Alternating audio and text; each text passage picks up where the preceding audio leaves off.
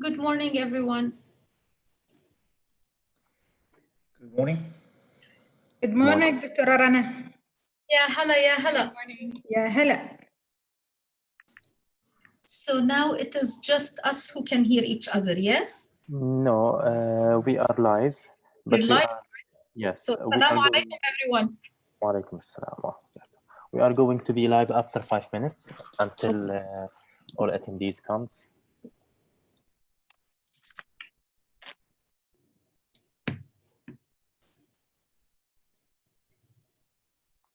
Good morning, Colleen.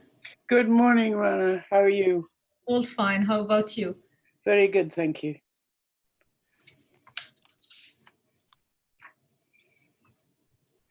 This is going to be quite an exciting event. It is. It's actually exciting times. That's what Well, it is, I guess. they're certainly not uneventful. Yeah.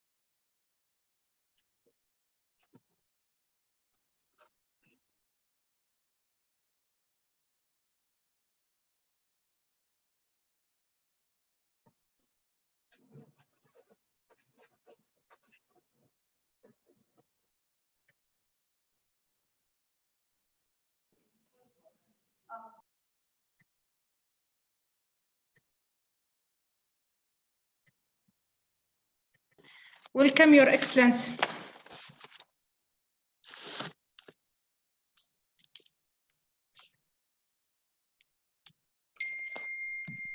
السلام عليكم جميعا. عليكم السلام السلام. عليكم. وعليكم السلام ورحمة الله وبركاته.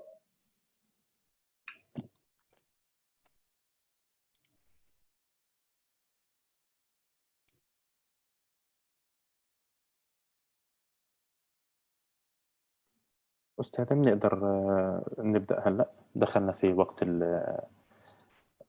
الندوة. توكل على الله.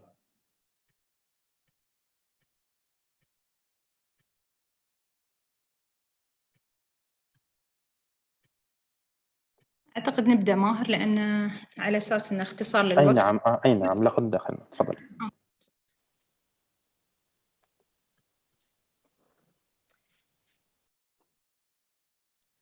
بسم الله الرحمن الرحيم، والصلاة والسلام على أشرف المرسلين سيدنا محمد وعلى آله وصحبه أجمعين.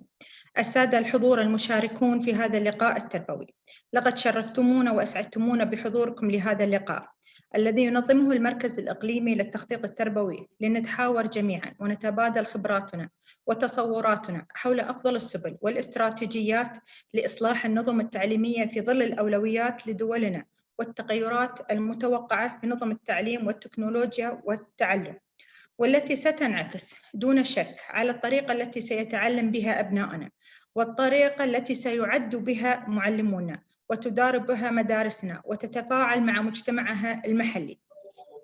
إن قضية إصلاح التعليم وتطويره هي إحدى القضايا الاستراتيجية التي تهتم بها الحكومات على المستوى العالمي، باعتبار أن التعليم هو الركيزة الأساسية لبناء مجتمعات مستدامة، وأن الإنسان يعد محور أهداف التنمية وغاياتها وأولوياتها القصوى.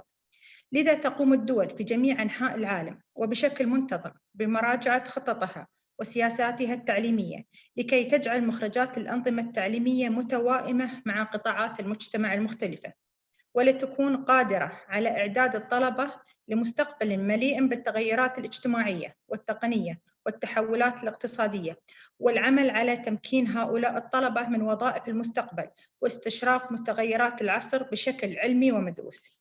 وفي هذا اللقاء سوف نكتشف الدوافع العلمية وأفضل الممارسات في إصلاح التعليم، وأدوار عناصر المنظومة التعليمية، وفي مقدمتها المعلم والمتعلم وولي الأمر والقيادات المدرسية، إضافة إلى المقررات الدراسية وطرق التدريس والأنشطة الصفية ولا الصفية وتكنولوجيا التعليم والوسائط والمصادر التعليمية المؤثرة في المتعلم.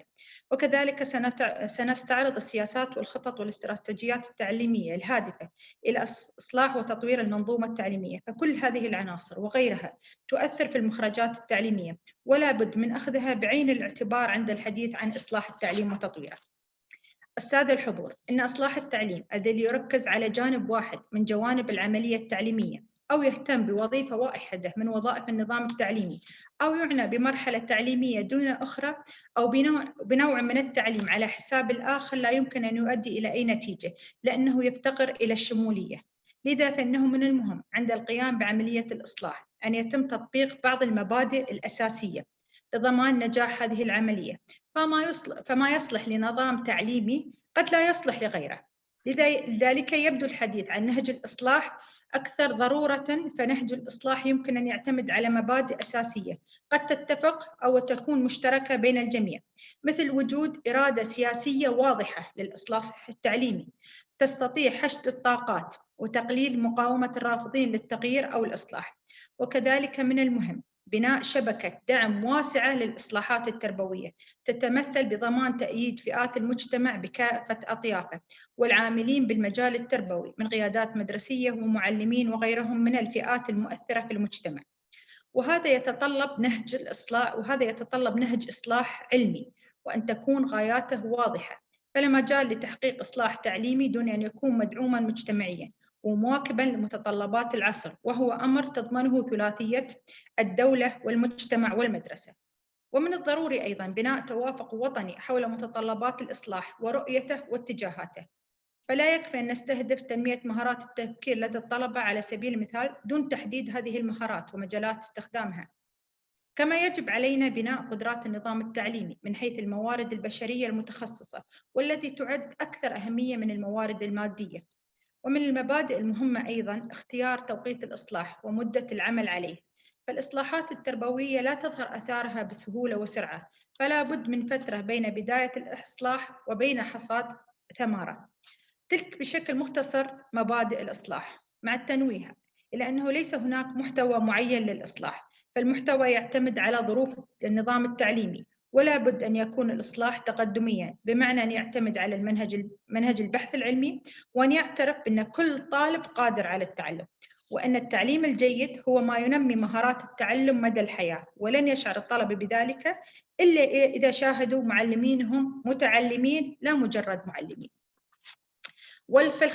في ختام كلمتي هذه، أولاً أود أن أتقدم بالتهنئة باسم معالي حسين الحمادي رئيس وزير التربية والتعليم بدولة الإمارات، رئيس مجلس إدارة المركز الإقليمي للتخطيط التربوي، وباسم أعضاء مجلس الإدارة وباسمي وباسم فريق العمل بالمركز الإقليمي، بالتهنئة للأشقاء في المملكة العربية السعودية بيومهم الوطني ال90، مع تمنياتنا بدوام العز والفخر والسير في درب الأمجاد للمملكة تحت قيادة خادم الحرمين.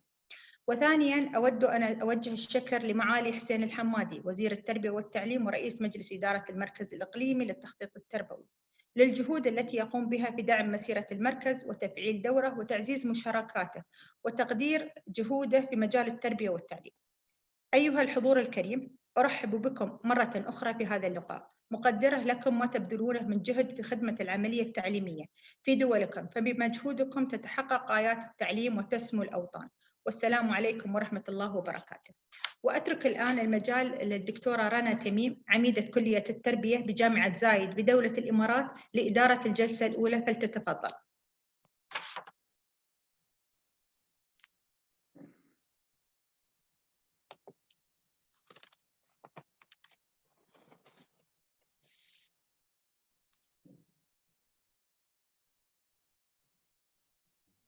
دكتور رنا.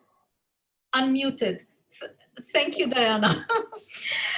السلام عليكم أجمعين، وعذراً سأدير الجلسة باللغة الإنجليزية نظراً للغة الأم للمشاركين في هذه الندوة. First off, I'd like to welcome everyone to this session. It is my pleasure to be with everyone and to be with such an esteemed group of presenters. I'm sure the session will be quite an informative one, leaving us with a lot of food for thought, and I look forward to all the information that I'm going to pick up from this session. I'm fully aware.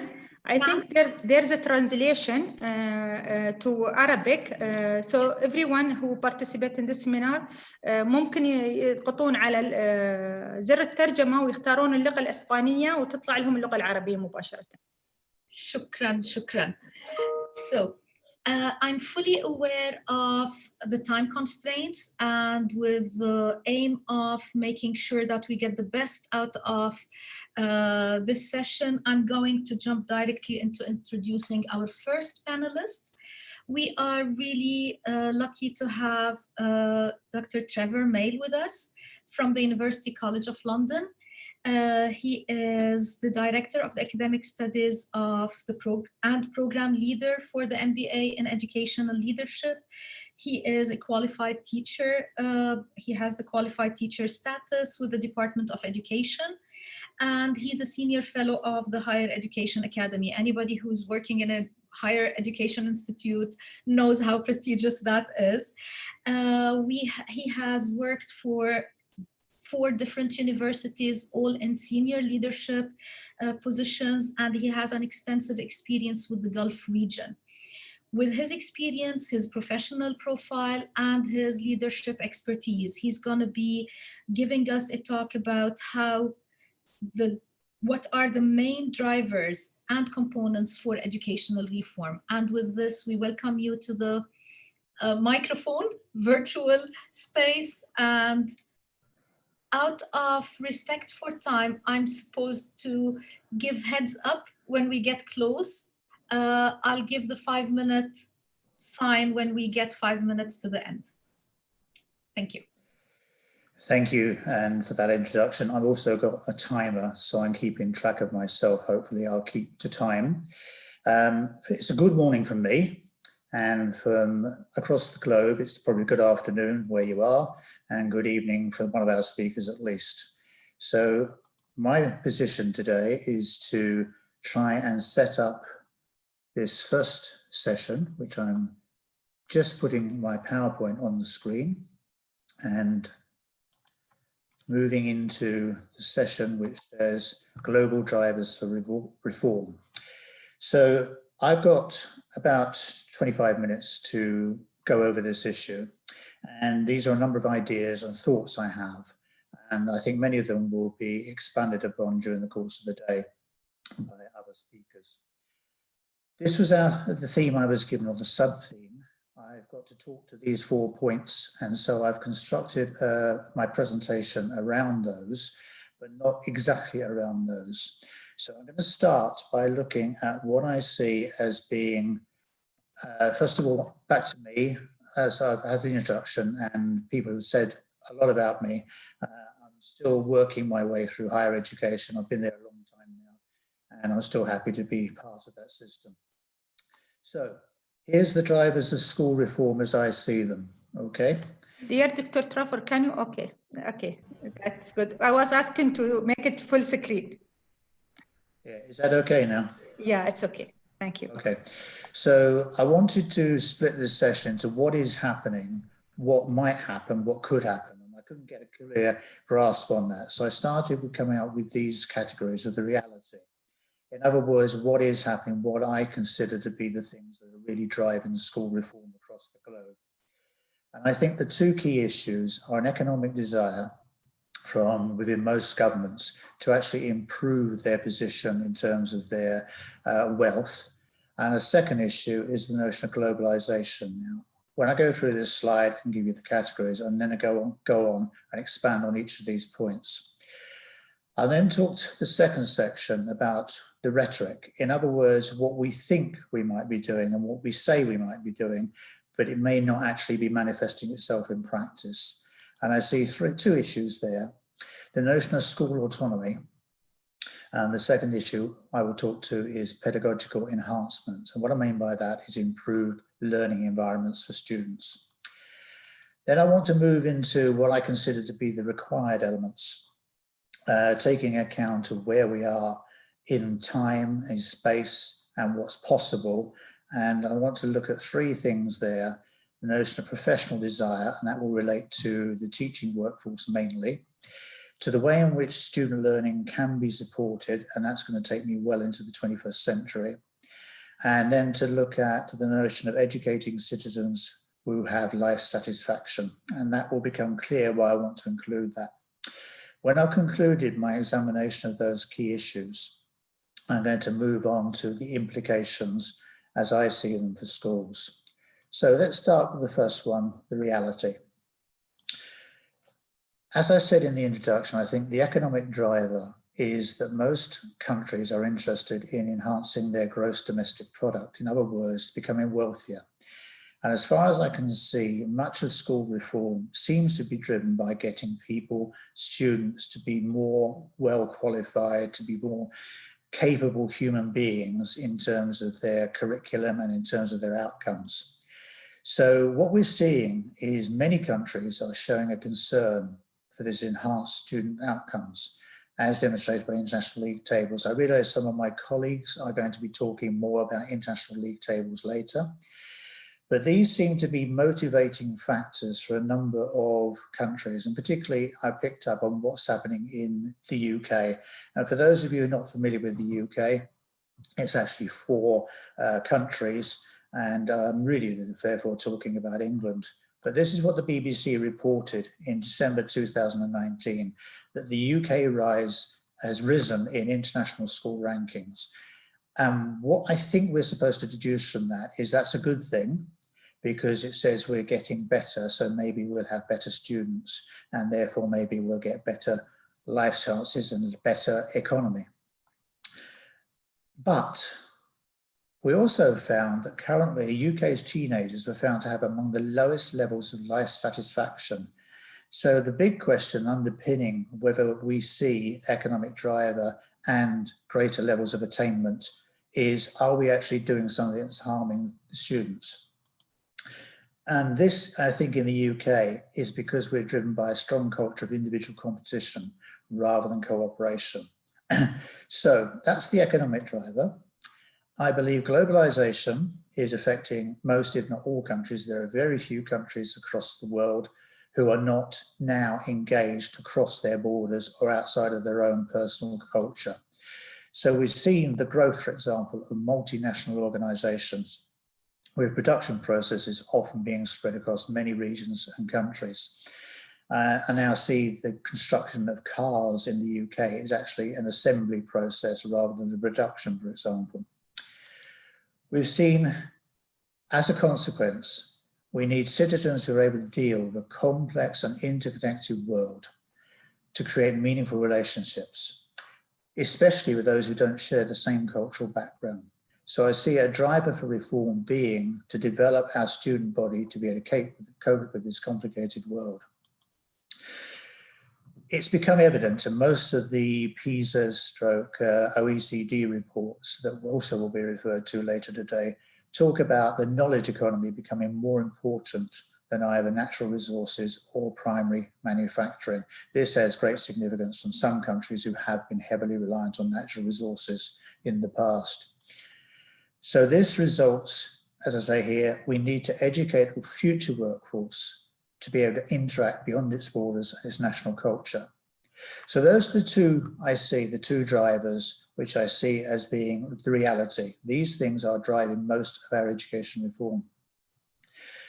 If I move on to the rhetoric, what I'm seeing is, I'm going to use an expression which is probably English, may need a bit of translation. I'm seeing noise about the things we are supposed to be doing with education reform. I'm not always seeing it in practice. So the concept of school autonomy, which means that decision-making is shifted from the national or even the local government systems into the school level. What I'm seeing is not much in the way of horizontal accountability, however. I'm seeing more in the way of vertical accountability still. And my good colleague and still friend, I hope, Toby Greeny, who's on later, wrote a piece a couple of years back with another colleague of ours, Rob Hyam. They talked about the way in which schools are seemingly given autonomy, but they're being steered from a distance, that there are so many policies and accountability sessions, processes, that they don't actually have much in the way of school autonomy. So maybe we're talking rhetoric there. In Western countries, this move to school autonomy is being driven by neoliberal policies. In other words, the power of the market. We expect the point of delivery to be determining what is best for the customer. And going on to my final point on that slide, in the countries that are leading in terms of their PISA scores, we're seeing that most of them to be looking at supported autonomy. In other words, decision-making at the school level. But it's not always as clear as that, because as I said, there are other factors that impact upon them. In terms of pedagogical enhancement, I've seen, and I'm sure most of you have seen, much discourse about how we can enhance student learning. All sorts of clues about the theories of learning and how they can be adopted and delivered at classroom level. Some of them, not always understood well, and they are used as a sort of cover for people to think they're doing something. But nevertheless, there is a drive to try and improve student learning and the context of student learning. Also being seen, last point on this page, is that parental community engagement is seen as being more significant than isolated schools. In other words, we cannot rely on schools being responsible for the education of all young people. Education begins at home, it is supported at home, and it's supported in the local community. And I want to see a drive for schools working in concert with their parental and community to improve student learning. That's the driver I think is starting to emerge more and more. Now I go into the realms of what I'd like to see, which is why I called it the required. And you'll see I did the keeping the R, the reality, the rhetoric, the required. Okay?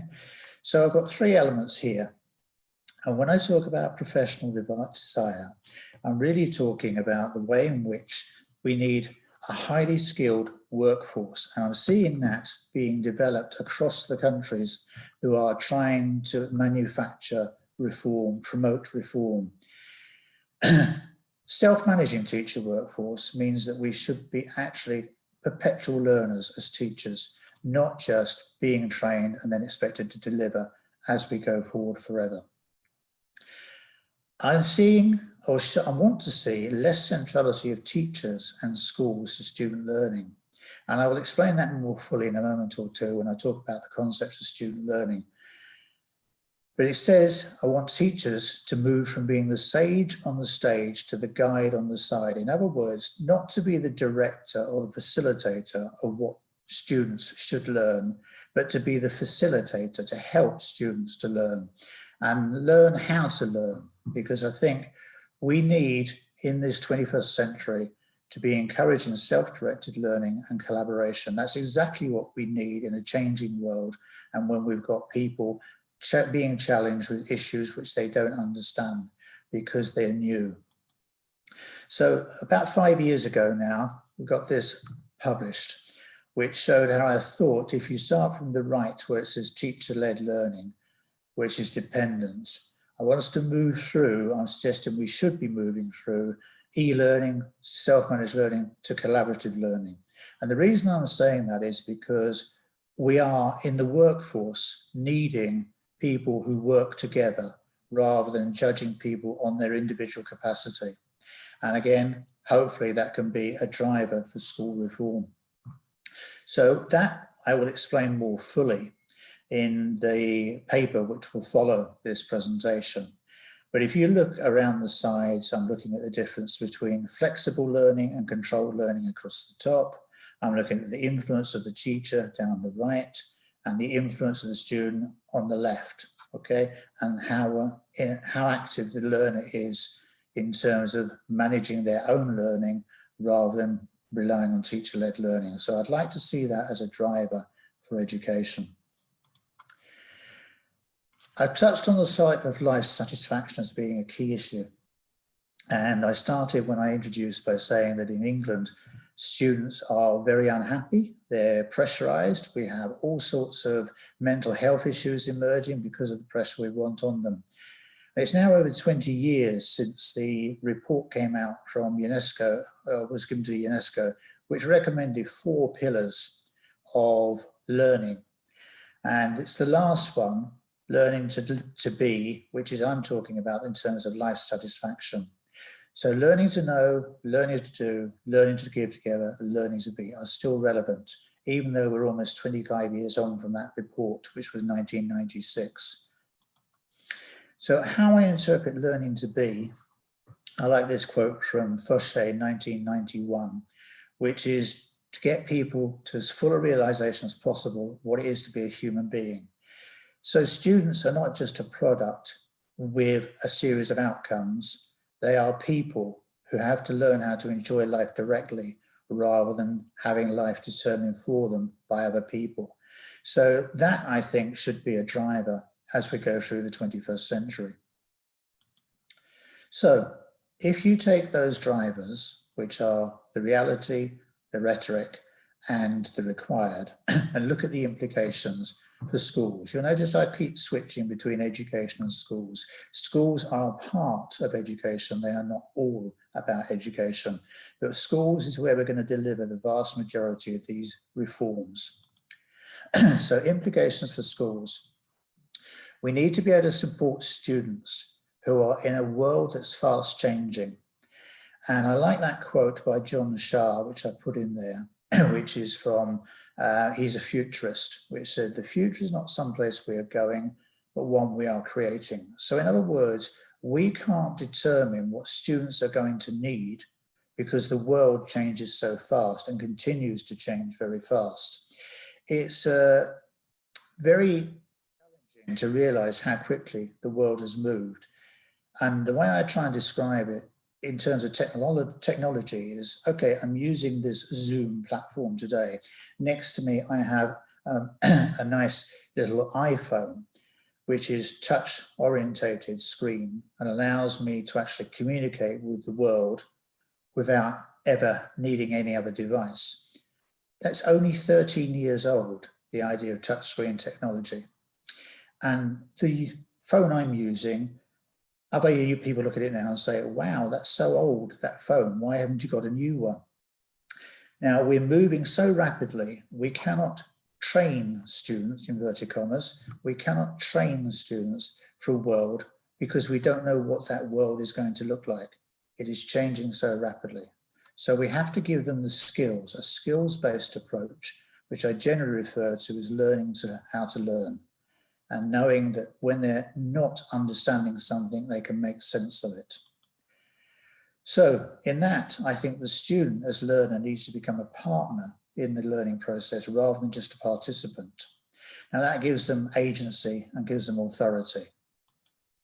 I think digital technologies are one of the biggest challenges facing us in the 21st century, but they give us so many ways in which we can have different forms of learning and teaching, which we can do at the same time. In other words, we can be teaching live or synchronously, or we can be teaching offline, and that's asynchronously. Now that has been a major step forward, and yet still in most education systems I know, they're not playing a central role. And they are something we have to actually build into our thinking, because the interactivity of these devices with the internet can actually change the way teachers work with their students. And I said earlier, sage on the stage to guide on the side. If I want to find out any piece of information now, any knowledge, I can find it very, very easily, very, very quickly by using my digital device. And it's moved our world on. And what we're saying now, these technologies can change the way teachers work with their students to encourage networking, collaborative learning, and problem solving, all of which skills are vital in the 21st century. My proposals, therefore, meet the United Nations Sustainable Development Goals 3 and 4. Sustainable Development Goal 1 is about ensuring healthy lives and promoting well-being. And I'm very anxious to see that when we are educating young people, we're also making them live healthy lives. We're not putting so much pressure on them. There is too much at the moment. And a Sustainable Development Goal number 4 is to ensure inclusive and equitable quality education. So all the proposals I'm putting forward for what should be, could be, and are drivers of education reform relate to those sustainable development goals. On my list, I was also asked to talk about COVID-19 and beyond, and I know other colleagues have the same opportunity to talk about COVID-19 and beyond. As I speak to you, we are now less than 12 hours into a new regime in this country because COVID has reared its ugly head again, and we are getting so many infections that we have to change our social patterns of behaviour. And what has happened though since March is we've seen an extraordinary change. And I love this quote I found, well, I didn't find, someone gave to me from Vladimir Lenin. They're saying there are decades when nothing happens, and there are weeks where decades happen. And what we saw in the early part of 2020, this year, we saw a rapid shift in pedagogy from face-to-face teaching, the traditional didactic method where the teacher is the instigator of learning, towards much more blended and remote learning. So we've also moved out of the classroom more. And I think that is a key issue because we made that change because we had to. We didn't do it by choice in most cases. We did it because there was a rapid need to improve and enhance education. It was called an emergency response where I was, the way in which our university switched from a traditional teaching in a classroom where students came to us to teaching online. So that rapid shift in pedagogy, I think we need to use that and capitalize on it and really think about redesigning school-based learning. There is very little reason why our schools are built, designed and operated in the way they often are. The main reason our schools in England are built with about 20 to 30 children in each room is so we could keep them under control. What we could do is to think long and hard about this experience of the rapid shift in pedagogy onto remote learning and blended learning, and think about how we design schools. We don't need to have schools where the focal point of the learning experience is a teacher at the front of the class. Okay, so those are the things I'm suggesting I would like to actually see incorporated into our drivers for reform. We had 25 minutes to make the presentation. I've taken just over 20 minutes. And I believe what we've agreed is we would take 1 or 2 questions or points for clarification, but we will be doing the question and answers later, okay? So where we're going at the moment is if anybody has an issue for which they wish to ask for further clarification, I've got about 3 or 4 minutes left in which to make that clarification. So back to you, Rania. Thank you. This is amazing. Thanks a lot on all fronts, on the front with the knowledge and the content, and on the front with finishing within the limited time that we have. And what I'm receiving is mostly general feedback about the clarity of the presentation. There is one technical question. Will attendees be receiving a copy of the slides? Will these slides or the recording of the presentation be available? So I believe that our CEP are making this, not only is it recorded and available on YouTube later, but I believe the slides, they already have these slides, so they are available. I'm not sure what the distribution mechanism will be. Okay. Yes, Rana, it will be published on RCP website, all the presentation, and hopefully after 2 weeks, the paper also. Wonderful, wonderful. I'll make use of the 3 minutes if possible, just to put a quick question there. What is your take on the needs or expectations with regards to school-based assessment to go hand in hand with all this expectation that we're looking at? My answer to that is I like to see assessment being a support mechanism for learning rather than an outcome in its own right.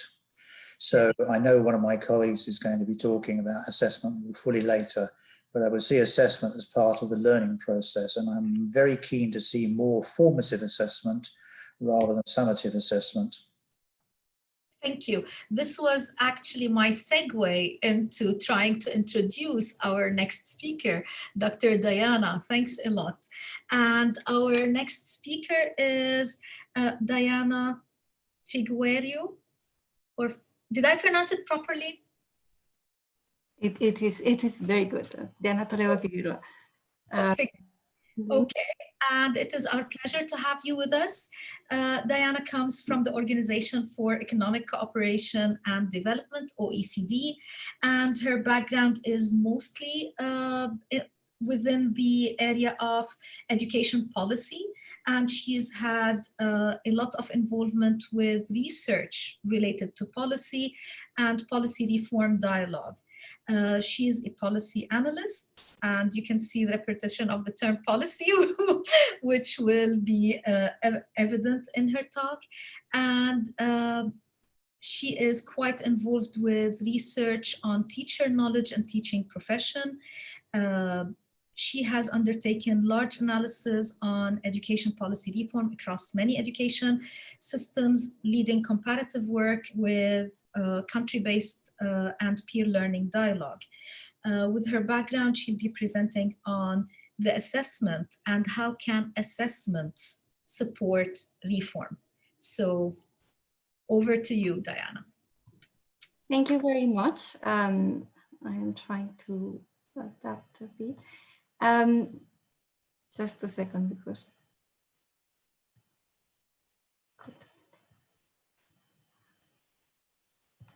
so thank you very much.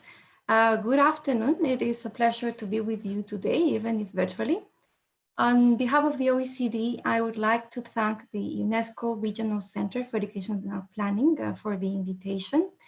So today I will discuss how evaluation and assessment support education reforms. And but first of all, what are they? For the OECD, they are the coordinated arrangements that seek to provide information in a given education system about ways in which support can be improved for student outcomes. These arrangements are like a global positioning system, a GPS, we could say. They help the actors in an education system know if they are heading in the right direction, if the speed of progress is adequate, and possible pathways to be taken. And also, as such, they need to be clear, they need to be timely, and they need to be useful. Clear in terms of expectations, in terms of progress and alternatives, timely so that they can facilitate change and improvement as evidence emerges, and also useful so that they can avoid information overload and overlapping, and that it is easier to identify those areas where improvement is most needed for the short, mid, and longer term. So I will draw from recent findings from the Education Policy Outlook, which is the project I direct. It is the OECD's Analytical Observatory of Education Policy. We work with over 40 OECD and non-OECD education systems in 6 areas: equity and quality, preparing students for the future, school improvement, evaluation and assessment, governance, and funding. And we do this through 3 strands of work. First, the country-based work with at least 35 country policy profiles published since 2012. We also have comparative work with 3 comparative reports published, and stakeholder engagements through what we call the Education Policy Reform Dialogues. We cover the whole education spectrum through our national survey for education policy analysis, in addition to analysis of national and international evidence. And in the context of the current pandemic, we are now preparing with countries a framework for responsiveness and resilience in education policy, which we plan to publish in 2021. So first I will discuss the growing importance of evaluation and assessment. Then I will talk about the components and the reforms undertaken by countries before the pandemic. And finally, I will talk about some recent measures undertaken in the context of the current crisis in order to improve the functioning of evaluation and assessment before giving my conclusions. So my key message for today is that evaluation and assessment are a bit like a GPS for education reform, and it can be improved, and ensuring that these arrangements can work well is key, now more than ever, and that they support reforms by providing clarity in terms of progress towards the objectives set, and possibly also identifying alternative pathways. They also underpin policy processes. They help to do this, at least, and try from different angles, as education systems are complex. And also they evolve in order to adapt to emerging and longer-term contextual needs, such as with the pandemic. So let's move to its growing importance. So as Professor Mail has mentioning, indeed, there are many factors behind reform, and evaluation and assessment has been increasing across education systems. Among the key factors mentioned, there is indeed an increased demand for effectiveness and quality in education, but there is also greater school autonomy, progress in information technology, a greater aim to rely on evaluation and assessment in order to make evidence-informed decisions. And these factors translate into challenges for policymaking, but also into opportunities. One is a greater sophistication of evaluation and assessment. There is a greater number of instruments with broader coverage and use. Although student assessment had been the common starting point, its focus has become broader and more sophisticated to cover also new types of measurements of quality at the school, subsystem, and system level, or even at the international level, of course. And so there's also a more complex understanding of student learning.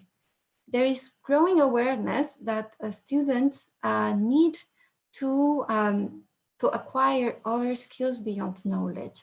Indeed, we need to understand the different ways in which the different factors that come to play in student learning. We need to understand a broader range of skills, such as critical thinking, self-motivation, well-being, socialization, and provide adequate and timely support according to students' specific learning needs. Other challenges and opportunities are also the need for stakeholder engagement and capacity building. Societies are becoming increasingly complex, but also more engaged in education matters. As for education efforts, stakeholders need to be engaged in the process in order to be able to have instruments that are relevant, and that the process needs to be clear in terms of what is implemented. And also we need to ensure that they can use this information for effective improvement.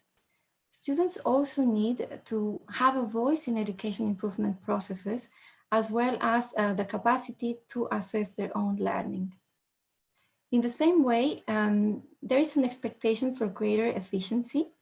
From the point of view of structures, there needs to be a holistic approach to ensure synergies between the different evaluation and assessment instruments that are available in the system, and that these are implemented in a way that can effectively help the education system to approach its goals.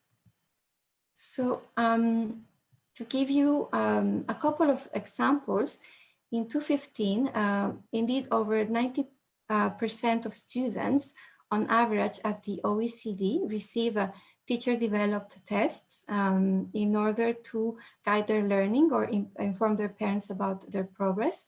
And over 60% also set standardized tests for this end, but also to monitor the school's progress from year to year and to compare the school to district or national performance. But in the same way, we do become increasingly aware of the need to help students become the center of their learning, so they can be the motor of the many factors that shape their learning. Another quick example is related to the growth mindset. In PISA 2018, students with a growth mindset were defined as those who disagreed or strongly disagreed that intelligence is something about you that you can't change much. Disadvantaged students with a growth mindset performed on average 39 points higher in reading compared with peers with a more fixed mindset as measured by PISA. Large differences could also be found for countries with comparatively lower expenditure per student, such as Colombia, Brazil, or Chile. So many countries are looking into reinforcing emotional well-being in the curriculum and as part of other policy measures. However, as Professor Mail was saying, the COVID pandemic has shaken long accepted beliefs about education. It has shown us increasingly that learning can occur anywhere, at any time, and that education systems are not too heavy to move. It is possible, change is possible. So while they strive to adapt to a new normal, how can education systems build a more resilient and better normal? So evaluation and assessment can be helpful to guide this process. And its role will be to help education systems work towards this direction. So this takes me to the second part of my presentation, which is about the components of evaluation and assessment. So education systems are policy ecosystems. Policies usually do not make it or break it alone. It matters greatly how they are connected to other policies, what is the context, and also how the context evolves. So education complexity is not necessarily bad news. It can also mean that problems can be addressed from different angles. Based on previous work by the OECD, the Education Policy Outlook has looked into evaluation and assessment from different levels. The first is the student level, which relates to the use of assessments. Indeed, whether assessment happens as learning takes place to help guide student learning, if it's summative or if it's diagnostic, what is a grade? What does it mean for the student? Do they receive feedback? Do they become empowered as part of this grading system? Then we also have teacher appraisal, which is about the feedback that teachers receive. And we look also into what happens during this process, the way they receive it, but also if there are tools to help them address the points for improvement. We look also into school evaluation related to whether they're internal, external, a mix of both, and also who participates in these processes. Is there a capacity building process? Are there plans that are developed? What happens with them? We also look into education system evaluation in the blue circle, which is about the different ways of telling us how education systems are doing. And we consider research, national and international test evaluations of different types. And then we also look at the overall approach, because as much as each element is important, it is also key to understand the synergies that are generated between these different levels. So now I would like to mention that evaluation and assessment is indeed an area in continuous improvement as well. And it is an area of policy action. In 2019, we published a report on the evolution of education policy landscape in about 40 education systems between 2008 and 2019 in a number of areas, which included evaluation and assessment. And in this area specifically, we retained around 80 education policy developments. And we did this looking into the type of evidence of progress or impact that we could identify, or whether they were promising by design. And here to your left, you can see the main trends identified in terms of changes. And to the right, the countries for which we identified them. So I have 3 notes of interest here. Student assessment was by far the area with the greatest policy activity during this period, particularly between 2014 and 2019. Policy reforms collected for the overall period focused on structural changes of student assessments. We looked into expanding the scope of assessment, indeed, to capture more complex learning processes and aspects related to digitalization.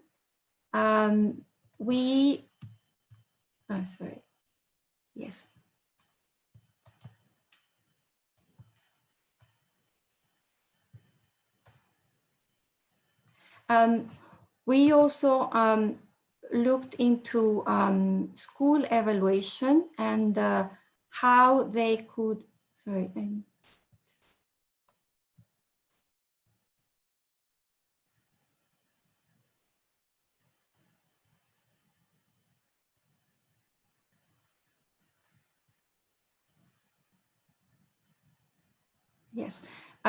Yes, we looked also into aspects of school evaluation, which has been gaining traction as well with increasing school autonomy.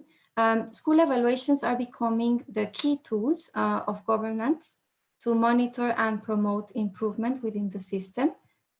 The largest area of policies collected on school evaluations for these reports relates to external evaluations. The objectives pursued for a number of them has been in terms of achieving greater clarity in terms of processes and actors. For example, in England and Hungary, there were frameworks or guidelines developed in order to help to clarify inspection processes. And also Portugal established a working group to revise the process of external evaluations in schools. For system evaluations, the policies analyzed focused on collecting data and increasing the accessibility of information for schools, governments, or the broader community, both for accountability and improvement processes. So many education systems seem particularly aware of the need to ensure comparability and continuity of data across time, while also extending and strengthening the type of information collected. This was the case, for example, for Germany and Latvia, who have been working to articulate different types of datasets. So in terms of information systems, some aim to bring together different elements related to the quality of management. For example, Mexico's National System for Education Information has been working to bring together information about learning outcomes, but also general school data and infrastructure. So here are some examples of policies collected for different levels of the system. It's Portugal's comprehensive model for external student assessment, Ireland's school self-evaluation guidelines for primary schools or post-primary schools, and also Korea's evaluation and assessment framework, which has been extended recently. I will only refer to the points that they have in common. The efforts that have been undertaken have been aiming for a more encompassing understanding of what education quality means, but also there has been a strong focus on strengthening capacities and collaborative work at the school level between the different actors, because they see this as a way to help national policy to become effectively implemented. So now all these were policy developments that were undertaken before the pandemic. So now I'll discuss about our initial analysis of policies that have been undertaken during this period. So these are some responses to a large survey conducted by the OECD with Harvard in the context of the pandemic. And here we can see the main types of education delivery that have been taking place across countries. So we have existing online instructional resources, online instruction delivered by the same teachers of the student learning, and instructional packages, and also educational television. During the lockdown, we know that ensuring that continuity of the academic learning of students has been followed closely by ensuring the continuity or integrity of student assessment. However, this has been done differently across the countries. For example, in Estonia, at the beginning of the lockdown, teachers were advised not to perform, not to do numerical grades, but instead to provide oral feedback to students. However, as the lockdown continued, then the government advised to conduct meetings with parents and students, also so that they could perform a diagnostic of the conditions and also key issues facing students while instruction happened. And they also generated some guidelines for these. And in Latvia, they developed also guidelines to guide learning. And this was done through feedback loops that happened quite frequently in the system, so that the national policies that were generated could be adapted constantly, and this was done in collaboration with the main stakeholders, which were parents, teachers, and the community at large. And then in Chile, who is still in lockdown, there have been guides for student assessment, for online student assessment. But in the guide that is provided to students, they also advise the preparation of a student portfolio so that they can perform work in a more autonomous way. For example, through reflection on the own practice, in addition to collaborative learning with other students and correction of their own work. So we know that in the plans for reopening schools, prioritizing assessment of any gap of students has been high in the list of the different things to do. I will mention a few things that we've noticed so far. So we can see that efforts are taking place to include digital assessment, but the challenge is to contextualize it to the different learning conditions that are taking place. Governments are recommending that teaching, curricula, and assessment approaches should be kept flexible enough to respond to the changing context. And they are also encouraging the development of students' autonomy. For example, in terms of self-evaluation through self-correction, and that, as I mentioned for the Chilean case, that there is a time for students so that they can work independently and that they can reflect collaboratively with other students and the teachers. So I will now move to the conclusions of my presentation. So how do evaluation and assessment support reforms? First, they do it by providing clarity on progress towards the objective set, identifying alternative pathways if needed. In that sense, they can help to support the political economy of reform by supporting informed decisions. And for this, it is essential that they are underpinned by encompassing understandings of student learning, and that there is a common understanding of key concepts and processes, and that data is created so it is accessible and understandable where it is most needed. Second, they support reforms by underpinning policy processes from different angles, as education systems are complex. So since this requires that while student assessment is a foundation, teacher appraisal, school evaluation, system evaluation, and policy evaluation as a whole need to be considered separately and as a whole. And third, they underpin the reforms by evolving as well in order to adapt to emerging and longer-term contextual needs. With the pandemic, some evaluation and assessment instruments have been revisited so they can continue to perform their role and to foster resilience across the system. So it is necessary that we continue to work on continuous formative assessment to strengthen students' capacities, digital skills, capacity building of actors, the contextualization of learning needs, and then also digital skills become particularly relevant to foster resilience across the system. So going back to my main message, evaluation and assessment can be a very useful guide, and ensuring that it works well is key, now more than ever, in order to promote resilience of education reforms promoted at different levels of the system. Thank you very much. Thank you, Diana. You're spot on, 17 more seconds. Thanks a lot for a great presentation.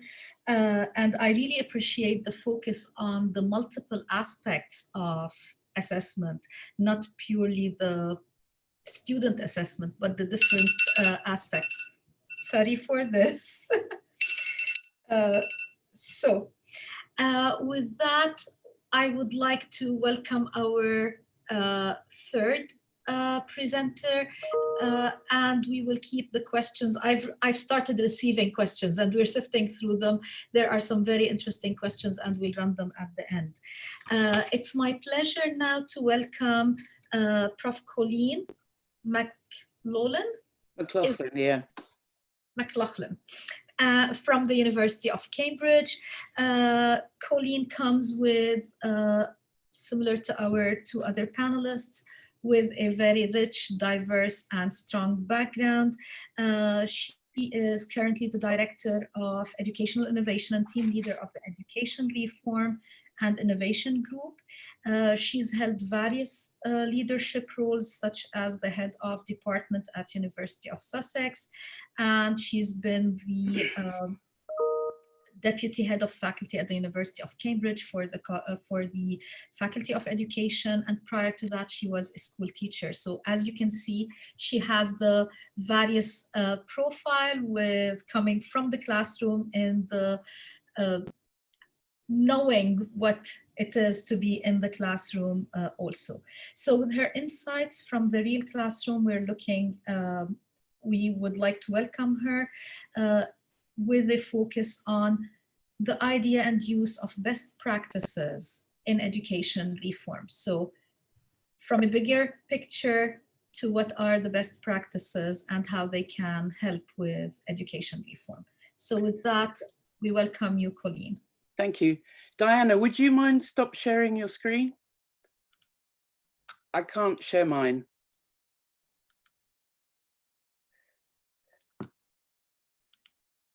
Thank you.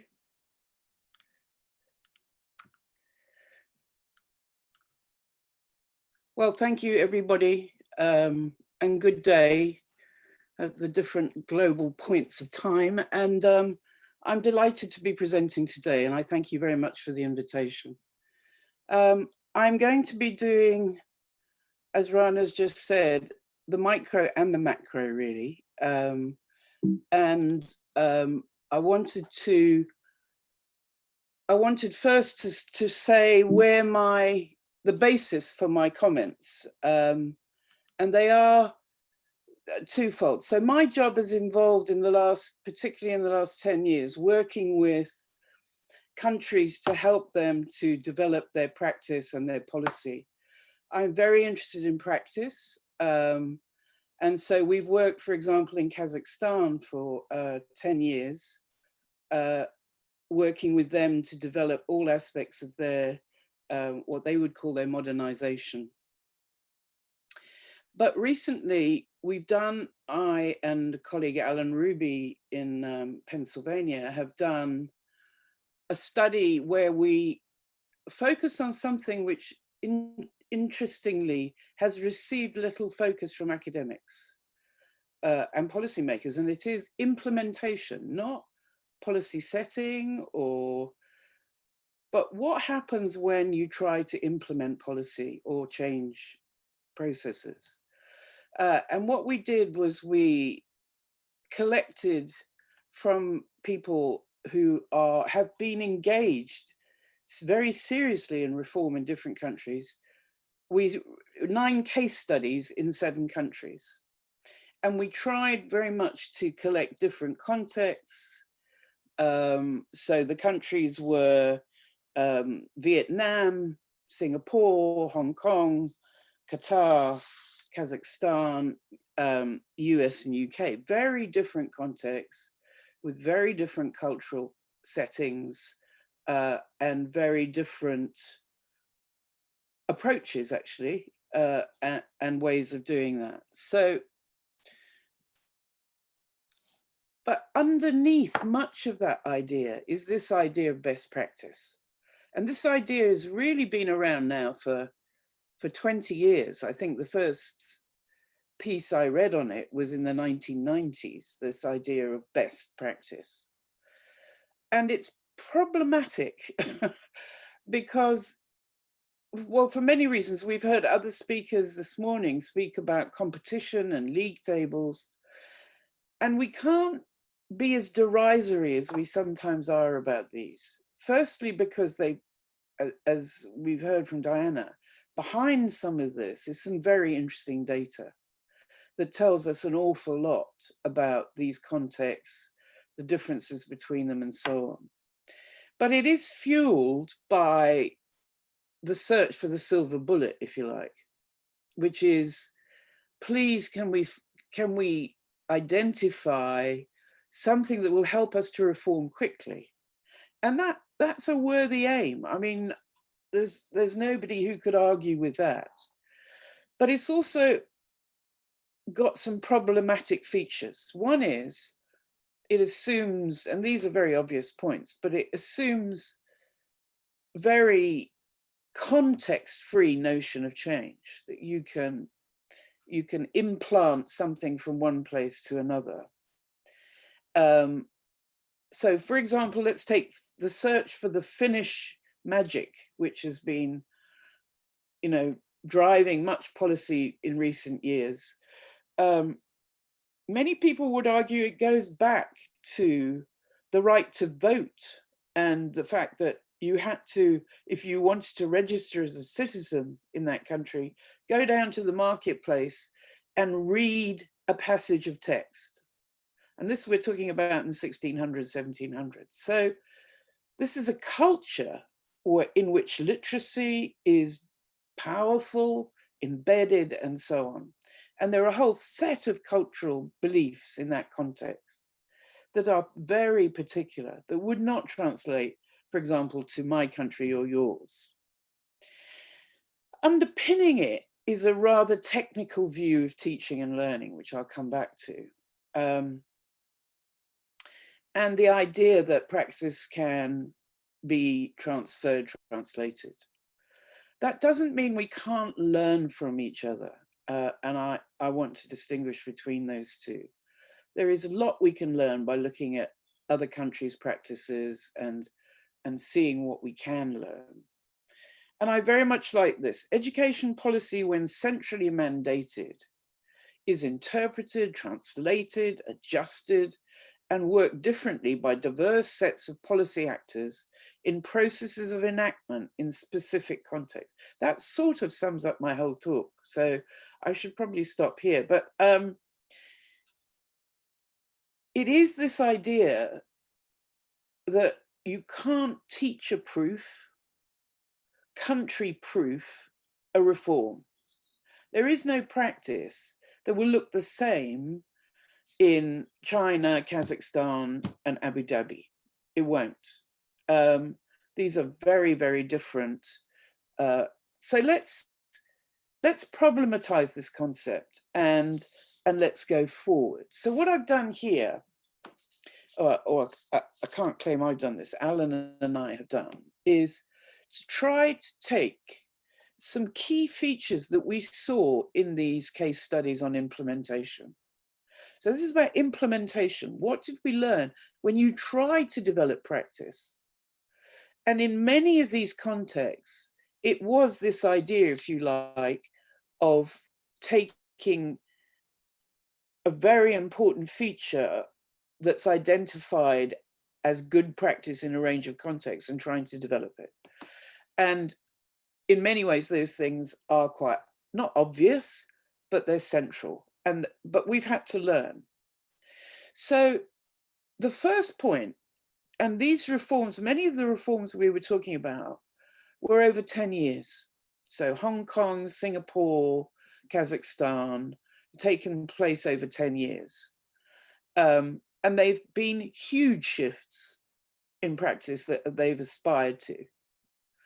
And many would say some of those have been highly successful, actually. I'm going to try and illustrate this with a paper I read actually from the Emirates, analyzing PISA data about attitudes to maths and attitudes to growth mindset or not. So what the paper showed was that in many young people, there wasn't a growth mindset. They wanted it to be right or wrong. They wanted it to have a mark. And they found that reassuring. And many would say that fits with the context in which you're seeing beliefs and values that fit with that way of working. And it wasn't a problem for those students. Now, what I'm trying to say there is the fit between the values and beliefs and the practice first has to be understood, but secondly, it'll vary and it may not be a problem. So transferring something to a different context may be a problem or it may not be. So let me give you another very practical example. Underneath any set of beliefs are beliefs about collaboration, beliefs about the role of the teacher, beliefs about what assessment should look like, and sometimes long histories of that. So in Kazakhstan, one of the most problematic features was formative assessment. They did not understand that formative comments were not criticisms. They interpreted them, parents and so on, as critical that their son or daughter wasn't doing well enough.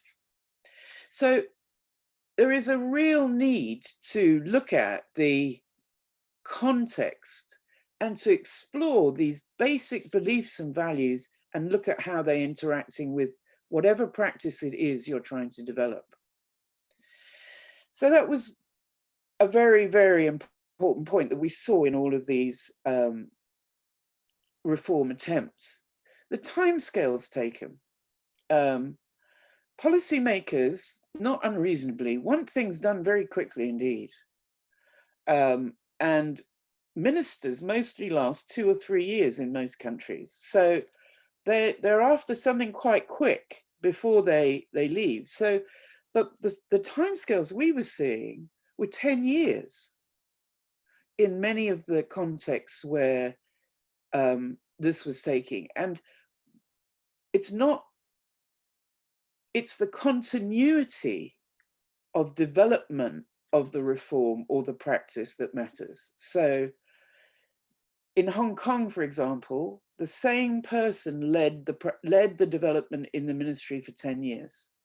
There was continuity of understanding, there was continuity of approach, and there was continuity of communication. The other aspect was communication. And communication, absolutely key. Communication to in between all actors in the system, but communication between education systems, policymakers, and the community. Many of these developments require constant communication, communication strategies that change and evolve with different timescales and points at which the development is. The other thing we saw across these case studies was different models of implementation. And I think this is also something that there is a search for. There is a search for the model. What will get us there? So it's not just the content we're in the search for the answer, but the process of development. And we saw various models. Some that tried very hard to control the context, either through resources. So one of the programs we looked at was Success for All in America, where it's if you don't know this program, it's about trying to address issues of equity and diversity and special needs. And it was highly prescriptive. You had to buy a set of materials, you had to have certain structures in the school, you almost had, as a teacher, a script. And this is one model, and it's quite popular in some places today, which is the high fidelity model, which is you try, in a sense, to teacher-proof or context-proof what's going to happen.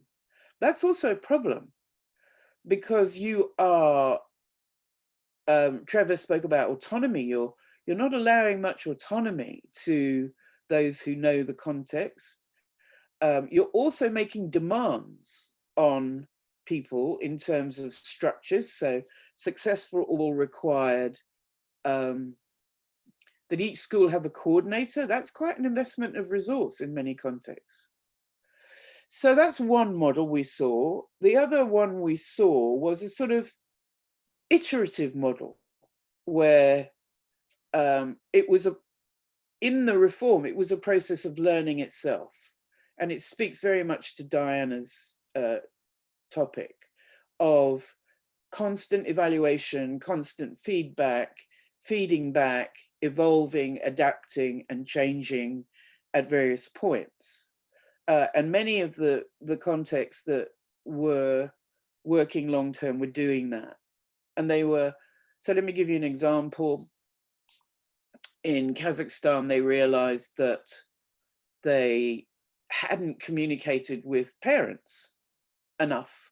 And there were huge misunderstandings in the community about what they were trying to do.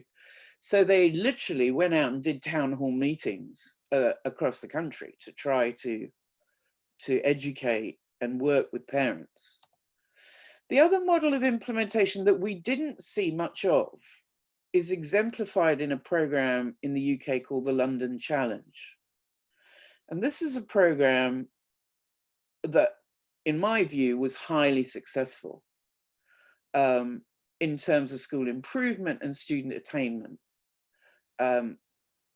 It raised student attainment in London, turning it from one of the lowest contexts in terms of attainment to the highest. And it was built on a model of collaboration between schools with external help. And I wouldn't be surprised if some of the speakers here had a part in that. So models of implementation varied. There wasn't a catch-all one. And I guess it does rely on the context. What works in that context? Do schools have high autonomy? Would they value collaboration? Are the structures there for them to work together with external support and so on? And then the other was the idea of internal and external actors. So much policy is driven by external actors of various kinds. So OECD has become very powerful. PISA has become very powerful as a driver of practice. Obviously, countries themselves, their policies are set often by, and that's quite right, that they should be set by, national policymakers. But what we need to think about is the internal actors. If we go back to that quote at the beginning, if we go back to that idea that if it moves, it morphs, if a practice moves, even from one school to another, it morphs, it changes. And it requires how we look at the system, the roles of all the actors, but the key message, I think, from our case studies was you have to see all the actors as important. And what we don't do is use the knowledge of all the actors. So often the process of development of a practice stops before it gets to harnessing, involving, engaging teachers. One of the striking features was not the lack of teacher development, because that was key in all of these. It's a truism that if you are really going to change practice, you have to invest your energy and your efforts in teacher development. But it's the role of that teacher development, the nature of that teacher development, and whether the knowledge that the teachers have is used in design and development, or whether it's just a transition model of working with teachers. So internal and actors, external actors, their involvement is important, which leads into the next point really, which is how do we know where the knowledge is? How do we know what knowledge the community has, parents have? And this is, if we talk about COVID, this has been the biggest problem. So we say to children, go and be educated at home, but we forget that actually what we're doing is asking parents to do it. We're not saying, there's not a vacuum in their homes, there's harassed parents desperately trying to educate, work, and do everything from home. So, you know, I think one of the biggest messages from our online learning has been, where's been the support for the parents? If we are going to move to different locations for learning, which is fantastic, then those locations have to be supported. We have to look at all the stakeholders in the learning and teaching process and their roles. And we have to plan, involve, educate, and evaluate those. So main message here is that in many ways, context is everything. But you have to read the context. You have to systematically explore the context so that you know what the viewpoints and problems and issues are, or these factors which can remain hidden will halt the implementation. They'll distort it, and it'll be a return to past practices which are understood, known, and familiar. Okay, this is, I'm trying to give you an analogy here of a Cambridge lamppost. On the right here, you'll see this lamppost. So this is what we in Cambridge call a green. It's a large expanse. It has 4 paths that cross it. And in the middle of it is this lamppost. And many, many years ago,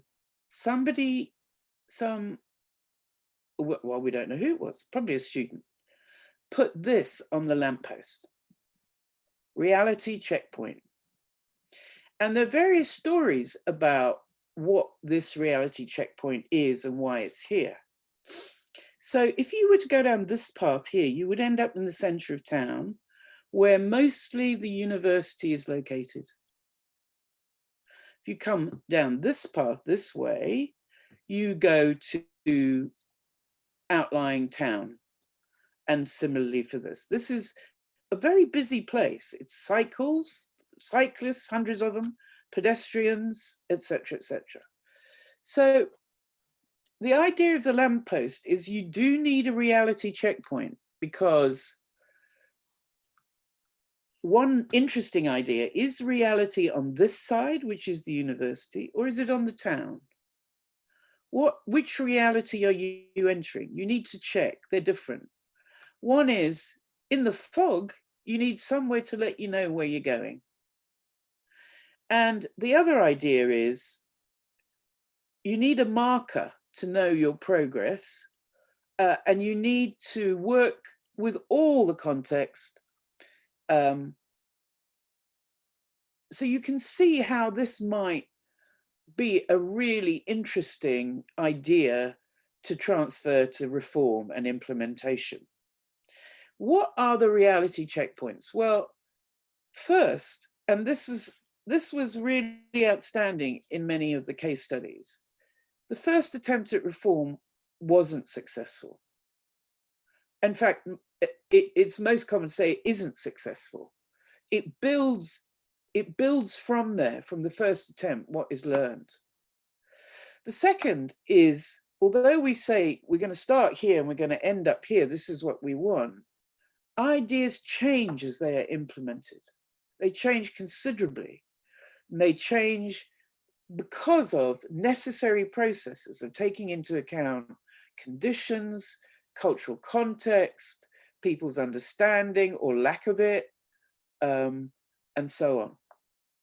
So the first lesson from the Cambridge lamppost is have realistic expectations of time, and see, if you see reform as evolving and iterative, then you will plan a different process to the one if you say it's linear.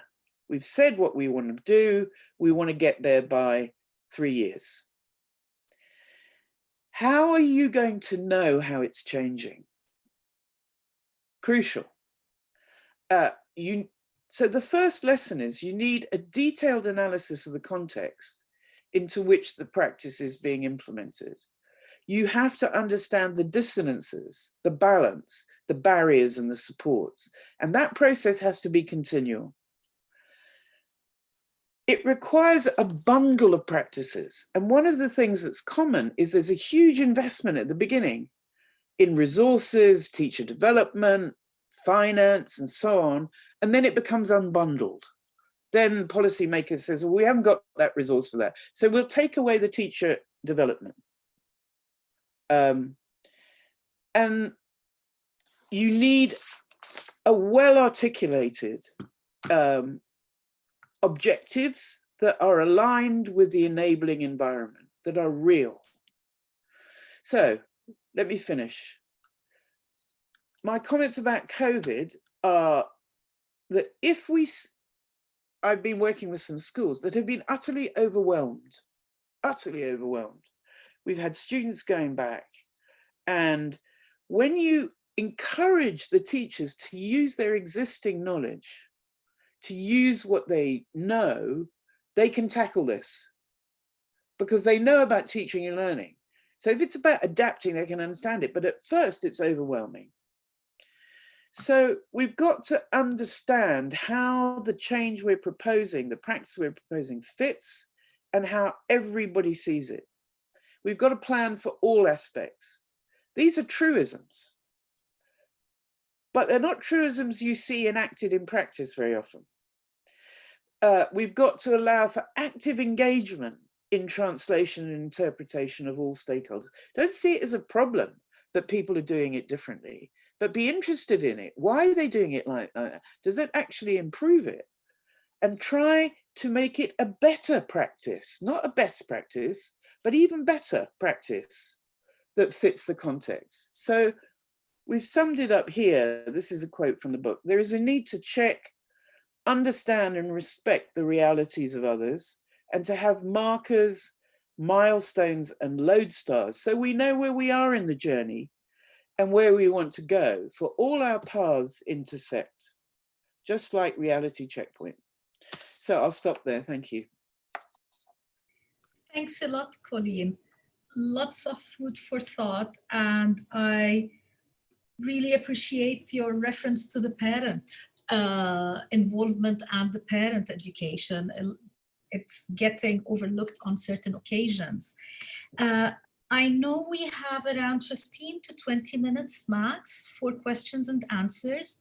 Before I start passing the questions, I'd like to just, as I was listening to our three panelists, there were common themes that were coming across from different perspectives, from different backgrounds, and with different focus. But there were some common themes, and definitely the biggest, most relevant is times are changing. COVID is putting an onus on us to really look at things and reassess.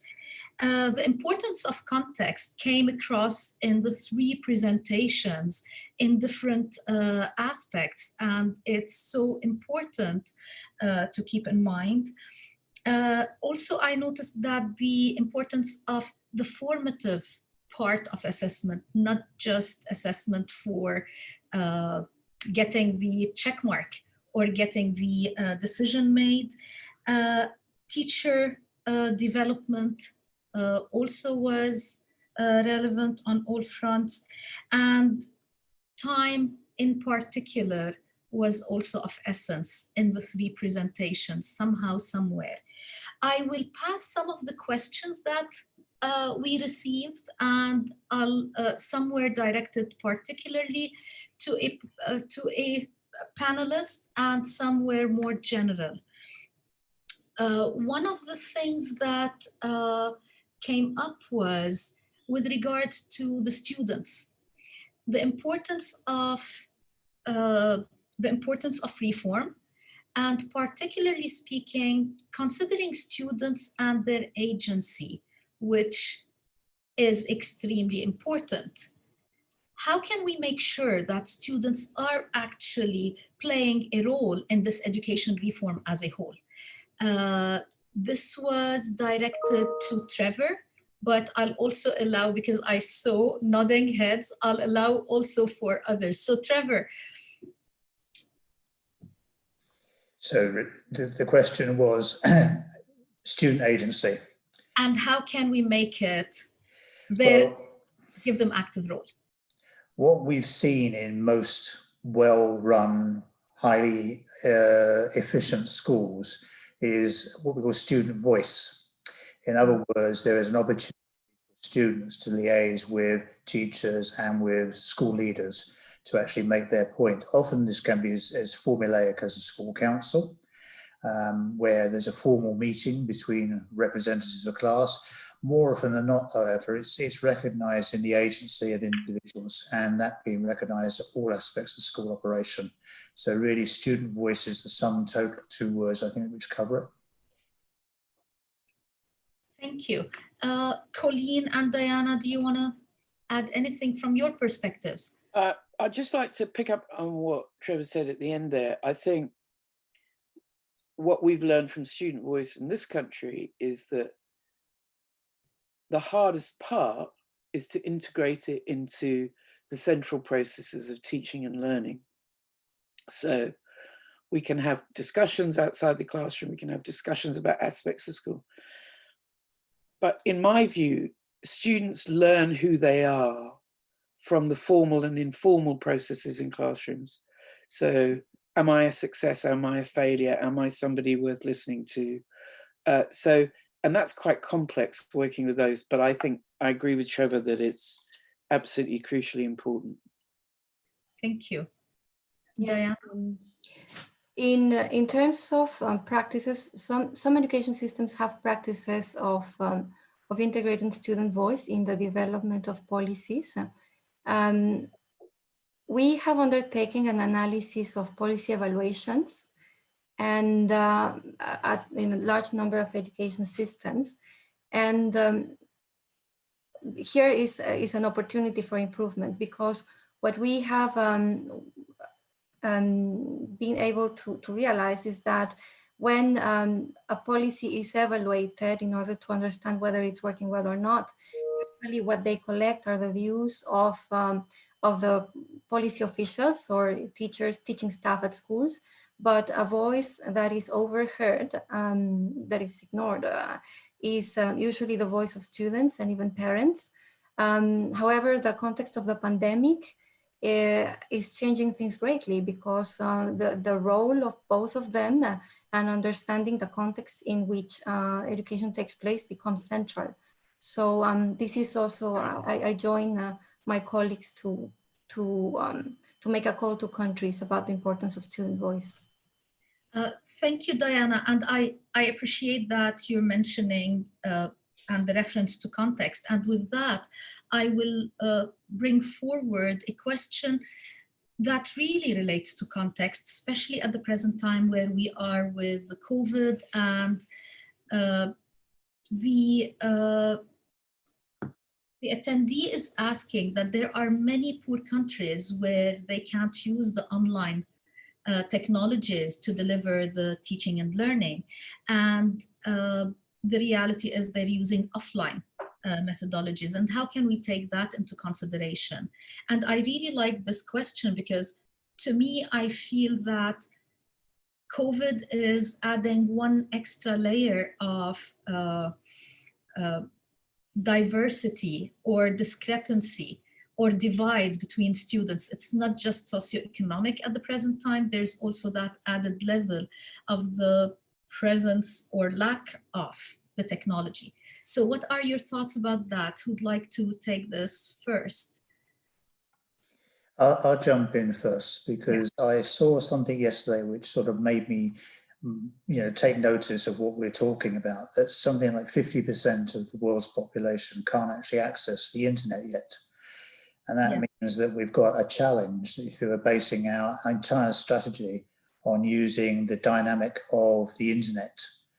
But if we now go back in history and say, well, before we had the internet, we still had distance learning. Yep. And the materials have got more and more sophisticated, and the immediacy of access to those materials got more and more accessible. But where we're at the moment is we do have a challenge to get the teacher interacting with the student by any means possible. And it's not just all about internet and about synchronicity. Definitely, thank you.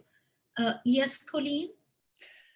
Well, there are a great deal of very good examples of using mobile technology. But I really wanted to say that we have discovered in this country that poverty, social class, disadvantage is the biggest problem we now have with COVID. And it really has to be something that we attend to. Otherwise, we are going to generate through COVID, and I don't think it just applies to the UK, I know it applies to other countries, that many of the reforms we've talked about have been put back years through issues of inequality. So I would put that as top of my list of things we have to look at. And I think partly it comes because we're not using, to link it back to the last, there are huge opportunities to use different modes of learning, to like peer learning and community learning, and to address some of these problems. So it's forcing us to be imaginative. Yeah. Thank you. Diana. Yes, I would like to add, yes, indeed,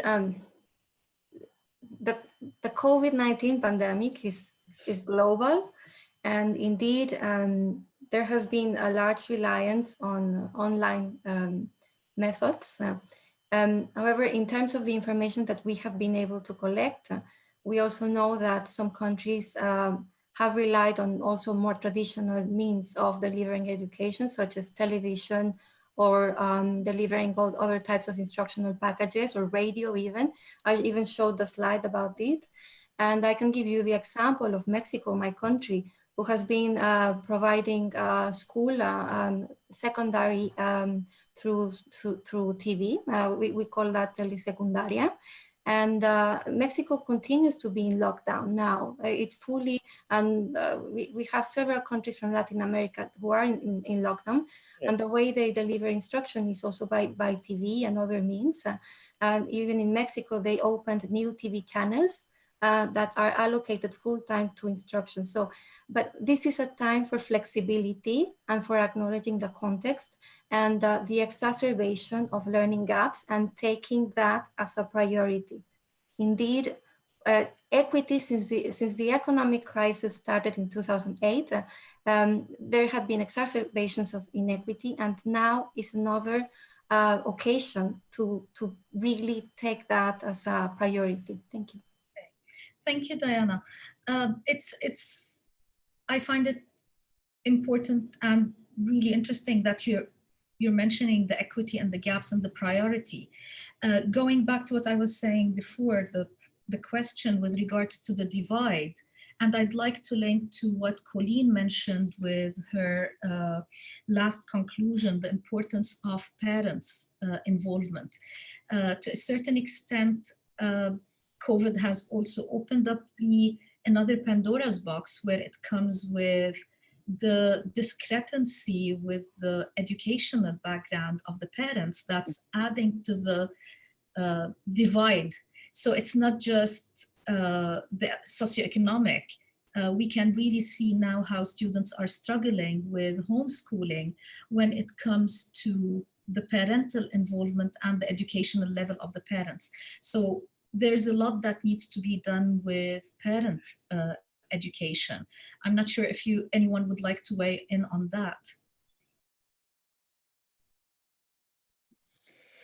I can make the comment that we've seen moves, especially in this country, to move from parental involvement to parental engagement.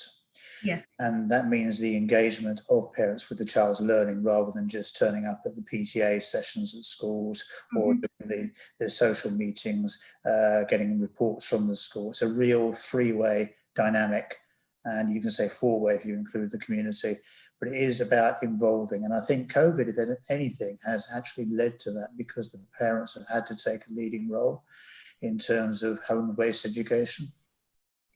Thank you.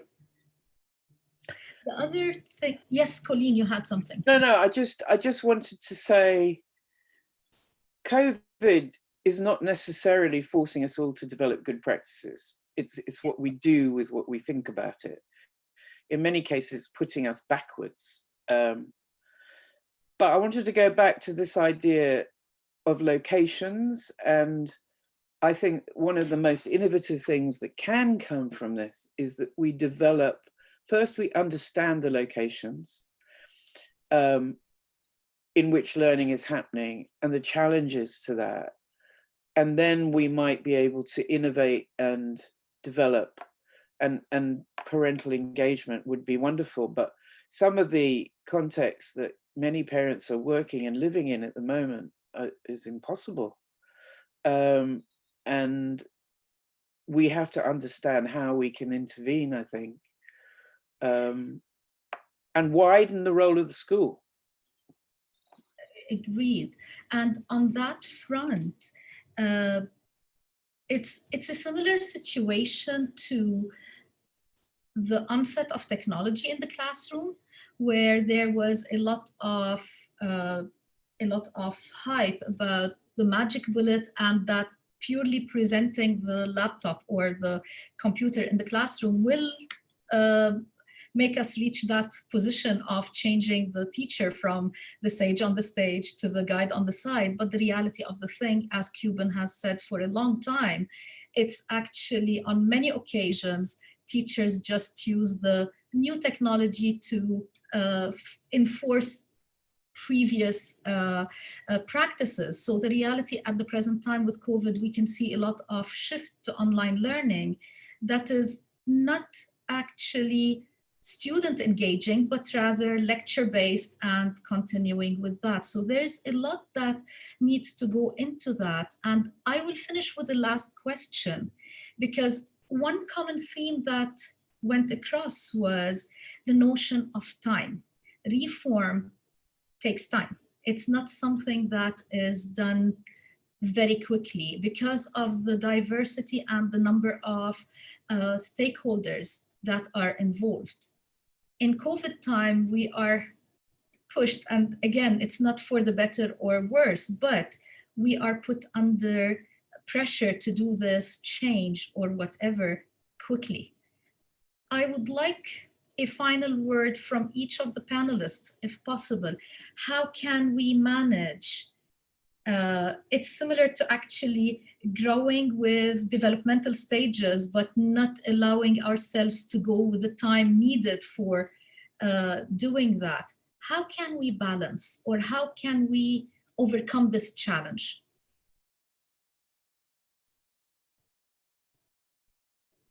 Diana, you want to start? Yes, I mean, since before the pandemic, we had been looking into the need of education systems to develop flexibility and greater responsiveness. And there have been practices that have been strengthening in the systems, some of them that can be useful to that. I think in there's a big challenge, this pandemic, but it's not about reinventing the wheel. It's because resources are already very much committed.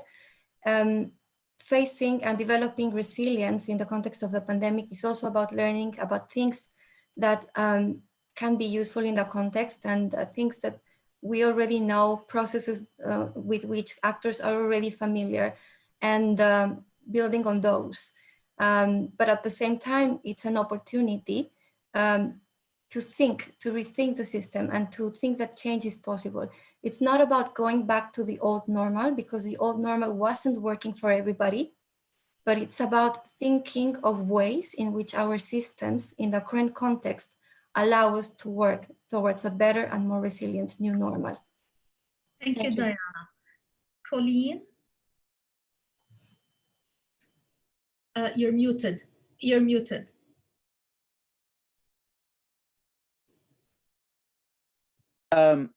Yes. I think, I'm sorry, I agree absolutely with that. And I think this is a big question, actually.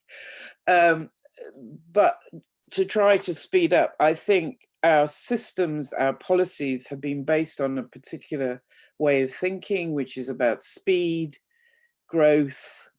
And I think all of that is being challenged. I think from many points of view, partly because of the way of working in the world that isn't going to help us or the world. And secondly, that students need a much wider view than that of what education is about, and they need stability. So if resilience is a key word in the sense that I think we need to know what we've done that's worked for students and adults. I mean, many adults are relieved not to be hurtling along at breakneck pace and having time to think. And things have got better. So let's make more of that. Thank you. Trevor? Yeah, I'm putting in mind that for the most part of the current century, we've had innovation followed by innovation followed by innovation. And we know from the theory of change that most minor changes take a couple of years and major changes in education can take up to 8 years. Yet most governments are not in power for that long. So we get change followed by change followed by change. And we found with COVID, there was a really interesting situation, which is most educationalists, and particularly teachers, are good passive resistors. They tell you they've changed, they haven't. The first thing that happens when you tell them there is a change, they start arguing why there's no need for change. But if you follow the Kubler-Ross curve, which is commonly associated with the stages of coming to terms with dying, you'll see the point where it turns is where there's an acceptance and letting go. And that is speeded up according to the dynamic. And what we saw was this move from didactic face-to-face teaching being the core product into more varied approaches of learning being adopted very quickly because needs must when it's being driven at that pace. So it's a really interesting time to see change take place so quickly. As I said, with the Vladimir Lenin quote, sometimes change takes decades, sometimes decades can be changed in weeks, which is a sort of thing that happened, I think, this time. So I think the change theory is, in this case, where the dynamic is so important and so imperative, it has to be done quickly. There was very little argument. Thank you, Trevor. And definitely I can see the current situation with the COVID as you said, it is an opportunity. The reality of the thing, it is a context on its own where we need to consider it as the context. And I guess the most beneficial part of it could be for us as educators is that it's opening up such discussions that are of extreme importance and relevance.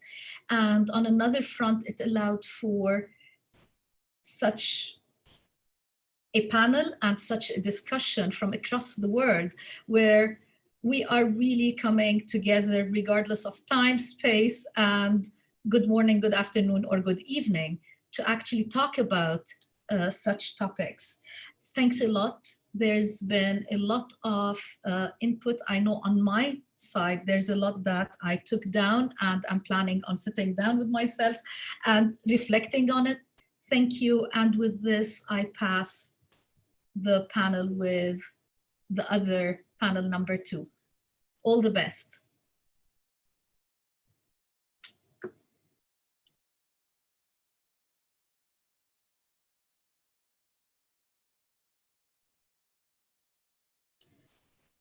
Miss Mahra? Yes, موجودة. يا هلا. يا هلا. شكرا دكتورة رنا، شكرا للمحاضرين في الجلسة الأولى على كل الإضافات والإضاءات التي أعطونا إياها خلال الساعة والنصف الماضية. مثل ما قالت الدكتورة هنا، نحتاج أن نحن هذه الإضاءات ننفرد بنفسنا، نراجعها، نعمل لها انعكاس على دورنا في المجال التعليمي وكيف ممكن نستفيد منها في تطوير العمل اللي نقوم بشكل يومي. حالياً سوف ننتقل إلى الجلسة الثانية والتي تتعلق المكونات الرئيسية لإصلاح التعليم. وهنا في هذه الجلسة ركزنا على مكونين رئيسيين هما يمكن الأقرب إلى الطالب، وهما القيادات المدرسية والمعلم. هذه الجلسة سوف نسمع كيف يمكن أن يكون للقيادات المدرسية دور، وكيف يمكن لكل المعلمين دور في عملية الإصلاح. مثل ما قالت الدكتورة رنا في ختام الجلسة الأولى بخصوص المشاركين والفرص لعقد مثل هذه اللقاءات. عادة المركز الإقليمي للتخطيط التربوي، الندوات التربوية التي يقيمها كانت على مستوى وطني في دولة الإمارات العربية المتحدة، وبعض الأخوة والأخوات المشاركين في هذه الندوات من دول مجلس التعاون. لكن اليوم بفضل الله وبفضل التحول للتقنية استطعنا أن نصل إلى جميع المشاركين على مستوى الوطن العربي، وهناك مشاركين من خارج المستوى الوطن العربي. وهذه فرصة جيدة، لأن الهدف لمثل هذه الندوات هو خلق وتطوير المعرفة التربوية لدى العاملين في مجال التعليم في وزارات التربية والتعليم، في المؤسسات التعليمية وفي الجامعات. الآن نبدأ الجلسة الثانية مع الدكتور طوبي جريني من جامعة نوتنغهام. دكتور طوبي أستاذ التعليم ومنسق مركز الأبحاث في مجال القيادة في التعليم وإدارته بجامعة نوتنغهام، حيث عمل قبل ذلك في منصب أستاذ القيادة والابتكار ونائب العميد للمشروعات التربوية بمعهد USL للتعليم. وفي أحدث إصدار له بعنوان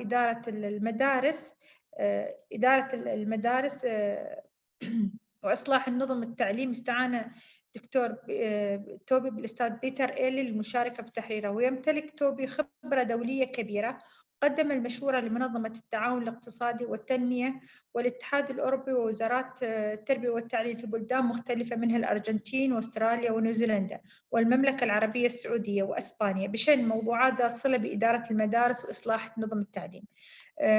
والآن نترك العرض للدكتور توبي. دكتور توبي, you can start now. Thank you very much, Ms. Mahra, and good day to everyone. Thank you for inviting me to this seminar. I found the first three presentations fascinating. Of course, it's hard coming fourth. I feel sorry for Jenny, who's last, because of many of the things that I want to say. I'm echoing things that have been said already. My focus is on the role of school leaders in reform, and I want my paper addresses these three questions from the seminar position paper. In the talk, I'm going to focus more on the first two of these questions due to time, but I can say a little bit about the third question, leadership development, as well. I'm drawing on the literature, but also my own research and my experience as a former policymaker and director at the National College for School Leadership here in England, where I was responsible for the design and development of national leadership programs for school leaders. So I certainly agree with the points made by the first three speakers that globalization, the kind of emphasis on human capital, the fact that our communities, our families are becoming more complex, more diverse, that we have new technologies and so on, all of that is serving to make, to bring complexity, I think, to educational reform and educational leadership. And I think what we see around the world in countries that I visit is that the pace of reform is accelerating. The rapidity of change seems to be relentless in many school systems, which is a point that we were just making. So whilst I agree that it's helpful to use a kind of complexity lens to think about how to improve reform processes, I think the risk is that that masks what Peter Early and I talk about in the introduction to a book that we edited a couple of years ago now, School Leadership and Education System Reform. We talked about the paradox of policy. And the paradox here is that policymakers in many school systems, it seems, want things that are in tension with each other and sometimes may even be irreconcilable. So on the one hand, they want to give freedom to schools, they want to give schools more autonomy, but they also want to control them. They want to have national standards in the basics going up, in literacy, in numeracy and so on, but they also want schools to offer a broad and balanced curriculum. They want to give parents choice, and they want diversity in terms of different types of schools so that parents can choose the right school for their child, but they also want equity. And yet we know that where you give more choice, you see increasing stratification and a reduction in equity. So it's difficult to reconcile those things, arguably. They want academic stretch for the brightest, the most able children, but they also want all children to catch up. They want to close the gap to achieve equity in terms of outcomes. They want schools to compete with each other for resources, for students, and so on and so forth, but they also want schools to collaborate.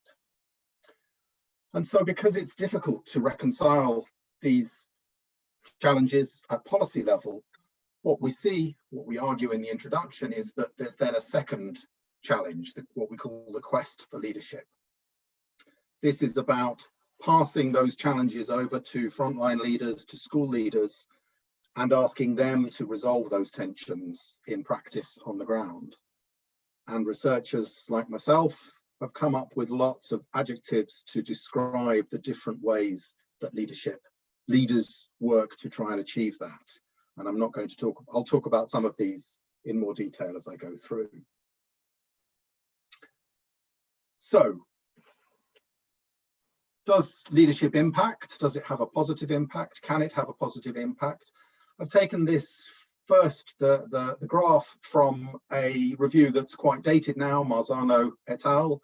The evidence base has moved on since then, and it's considerably more nuanced than this, but I like this because of the simple message that it gives, which is that if you replace an average school principal with an outstanding school principal, you can see an improvement in terms of student outcomes, and they argue that that's 20 percentile points, and that may or may not be the correct amount, but this argument that high quality leadership is important in terms of improving outcomes for children is, I think, supported by the evidence.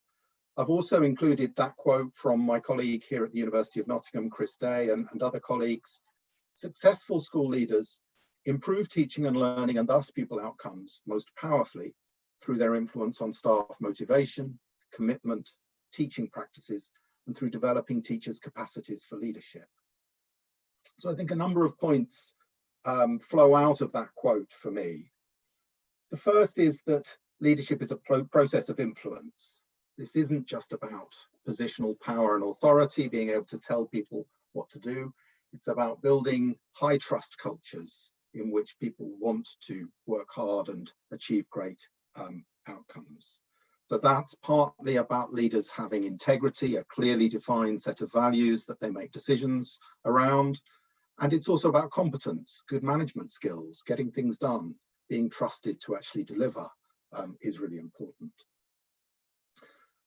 But worth saying that all of these points that I'm making are really important for the implementation of policy, the enactment of policy is probably a better word for it, and for the kind of leadership of change that is required in order to do that successfully.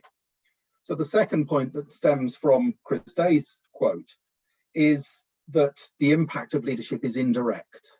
It's not through leaders teaching the children, it's through leaders influencing staff, motivation, commitment, and teaching practices, and so on.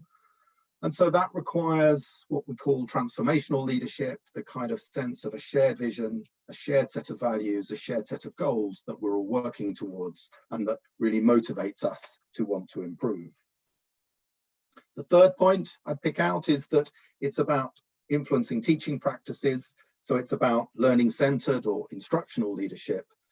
The three points that Jeff Southworth, my former colleague, talks about in relation to that is modeling the kinds of practices, the kinds of teaching and learning that are really important, monitoring it, keeping an eye on it, and then dialogue, engaging in dialogue with teachers through professional development, through learning communities and so on, around how we can constantly learn to improve. And then finally, the last part of that quote, through developing teachers' capacities for leadership, this is not just about senior leadership, it's about distributing leadership, creating a collective endeavor in which everyone feels they have a voice and can influence change. So if that's a quick look at some of the ways in which leadership can impact on outcomes, what I want to focus on now is what I call high autonomy, high accountability systems. And not all systems necessarily adopt this model, but it's certainly common in lots of the systems that I have worked in around the world. And it seems to be a model that is being emphasized globally as successful and important to pursue. I'd agree with Trevor's point that often some of the highest performing systems, I've done lots of work in Singapore, for example, where this probably wouldn't be an accurate description of how they work. But in these high autonomy, high accountability systems, what you see is this thrust towards decentralization, to school autonomy, school-based management, different words to describe it, but essentially about trying to give more decision-making rights to school level leaders. And we know from the research that it's particularly giving schools control over areas, the curriculum, pedagogy, that is most associated with improvements in outcomes. Human resources, budgets, and so on can also be important, but have a less direct impact on outcomes. Meanwhile, coupled with that autonomy, as Trevor said, it's a kind of limited version of autonomy. It's really just a kind of operational autonomy, because you have put in place this accountability framework, which defines what's important and how success is measured. That tends to involve a level of centralization. So lots of systems around the world where you see a national curriculum now, national tests, national approaches to performance management and accountability for schools through inspections and so on. And one of the implications of that, which is not often noticed, but which I think is really important, is that the middle tier, the local authorities, the districts, which traditionally have kind of sat between the centre and the schools, tends to be squeezed. Often resources taken away, new providers introduced to run schools, private providers, and so on and so forth, through a process that Chris Lubensky calls disintermediation. So you have centralization, decentralization, and disintermediation. And if we turn to the box on the right, as I say, I think there's evidence to support this push towards school autonomy, but 4 implications from that are this increased pressure. Firstly, for school leaders to demonstrate the performance of the school against these national accountability metrics. Secondly, pressure for them to enhance equity and to demonstrate that they're closing the gap. Thirdly, because these reforms are often combined with market reforms, which are about introducing parental choice and funding following the learner, school leaders being required to compete with other schools for students and resources. And fourthly, school leaders expected to respond to these more diverse student and societal needs that we've talked about. And all of that happens at the same time as a loss of support that traditionally came from the middle tier, the kind of district supervisors and so on that would have supported school leaders in the past, and sometimes helped to buffer them from central policy directives. So I think there are 3 implications of all that I've said for leaders. So firstly, in terms of the kind of reform effect, we see this increased pressure to perform against measured targets, coupled with a loss of support from the middle tier, from the district, from the local authority, leads to 2 things, or can lead to 2 things. Firstly, work intensification. Peter Gran and others have written about this. We see lots of cases where levels of stress are rising, and sometimes school principals burning out because they just feel the pressure is too much.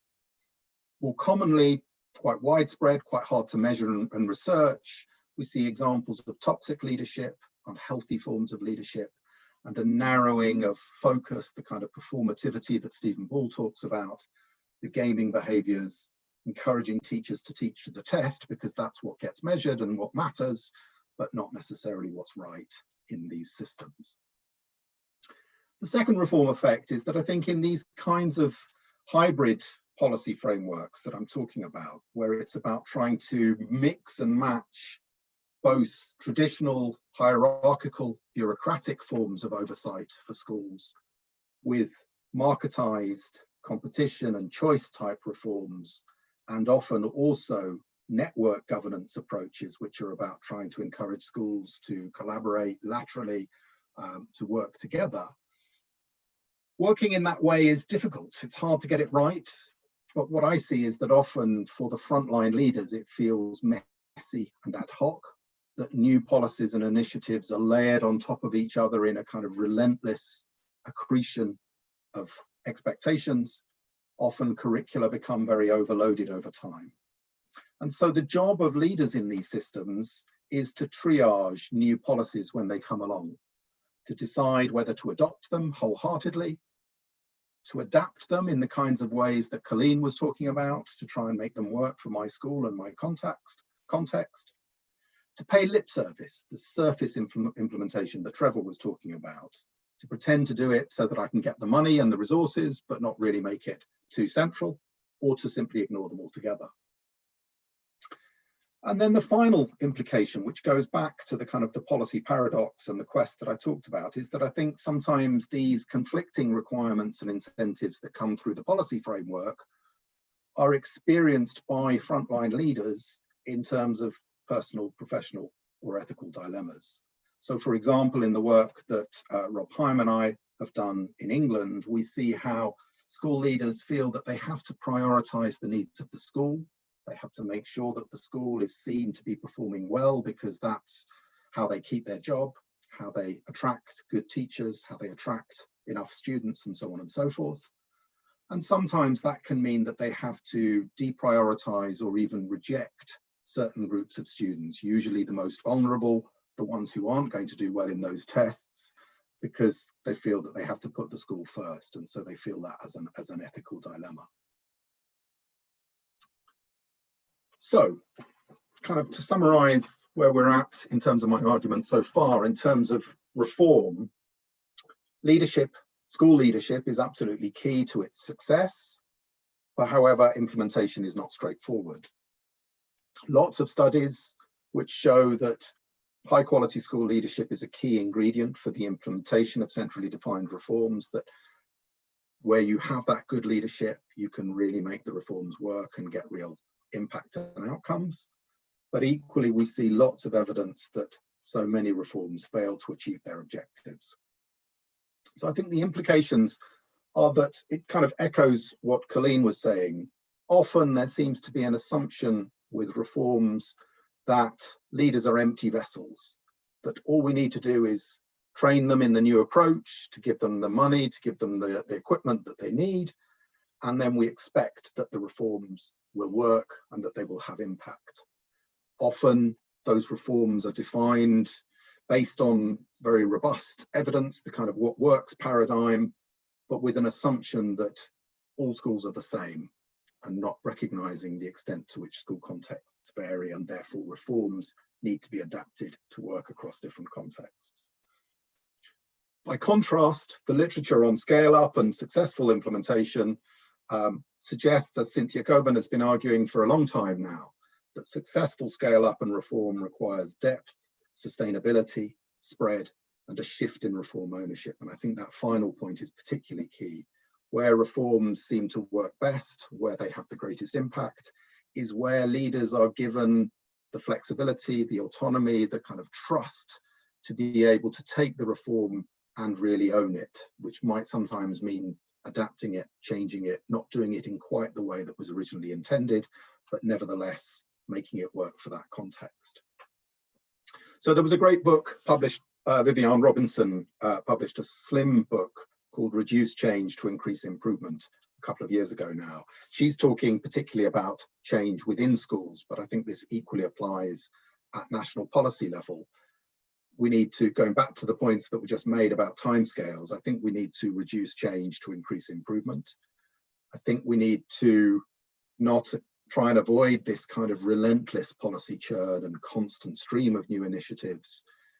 And when we do introduce change, we need to engage in real kind of co-design with the profession, with school leaders, so that we can identify priorities that are meaningful, that are about making a difference to children, and identify ways of working that genuinely draw on evidence and I'm going to try to avoid the word best practice, but the best practice that we can identify, but which nevertheless fit with the school's values, priorities, and contextual needs. So let's think briefly about what is it that the most successful leaders are doing in terms of how they're leading change, in terms of how they're leading improvement, and in terms of how they're enacting central policy reforms and initiatives. This again is from the introduction that Peter Early and I wrote to the book I just mentioned. I'm not going to go through all of these points in detail, and I've talked about some of these points already. What I want to do is just pick up the first and the last bullet points. This point about successful leaders working within an ethical and intellectual framework. They're not empty vessels. They have their own sets of beliefs about what's important and why it's important and why they've gone into education. They have an intellectual framework, which is how they lead change within their school. And so I think reforms need to pay attention to this variety, the kind of breadth of both commonalities, but also the breadth of approaches that we see across schools, and find ways to tap into those and build on that rather than always seek to change it and see it as problematic. And then turning to that last bullet point, these leaders can, there's a risk here that they sound like superheroes, and it's important to say that this is about a distributed approach, but these leaders tend to be optimistic, resilient, outward-looking, curious, collaborative, and committed to social justice, but they're also pragmatists, prepared to challenge policy where necessary and to subvert it where that provides a better way through.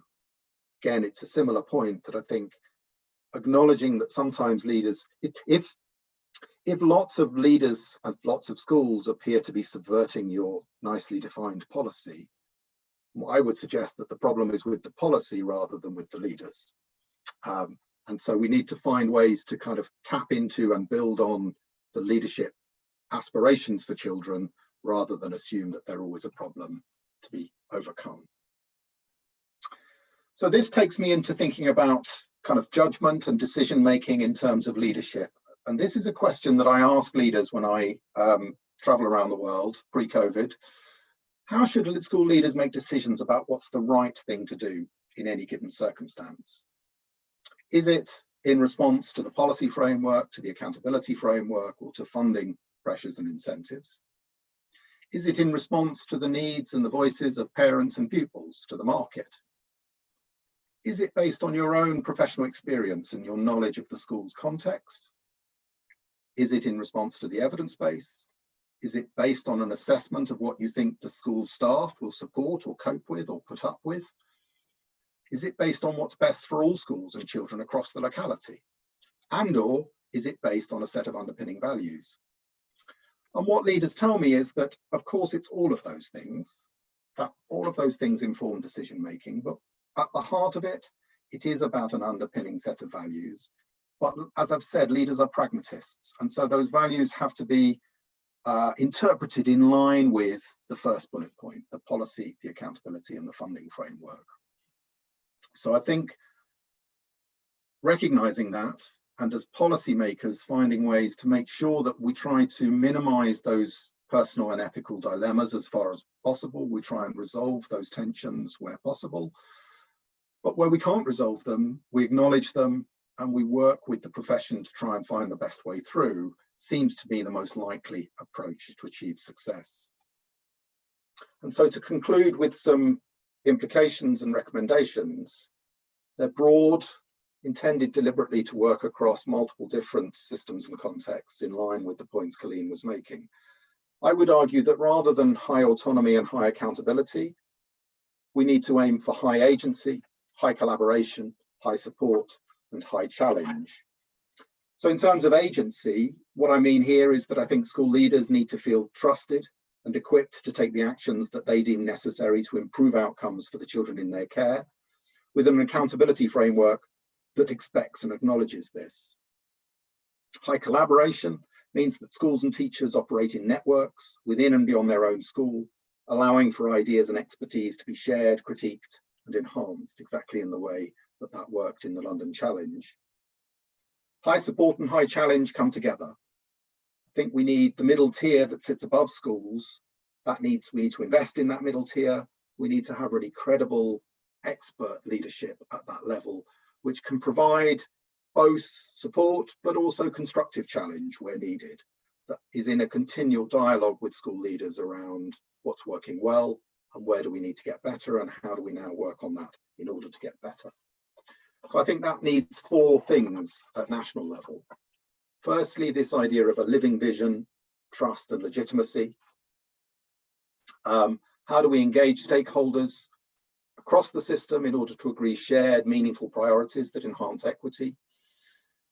This is partly about the kind of invitational leadership that Steve Mumby has talked about, co-designing policies and involving stakeholders in the way that we've talked about.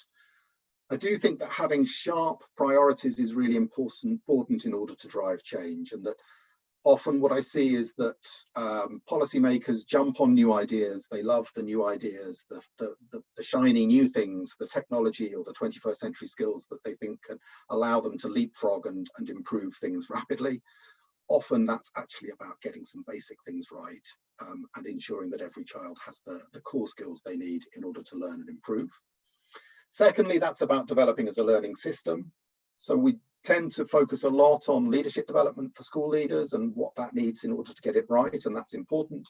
But I think we also need to think about what skills do our policymakers in the ministries of education need, what skills does the middle tier need, and how do we build those in parallel so that the system as a whole has the capacity it needs.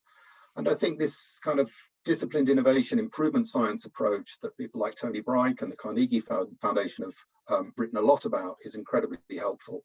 How do we try and identify priorities and learn our way towards improving from what we know, measuring as we go, and being able to evaluate practices is really important, which fits with Diana's points.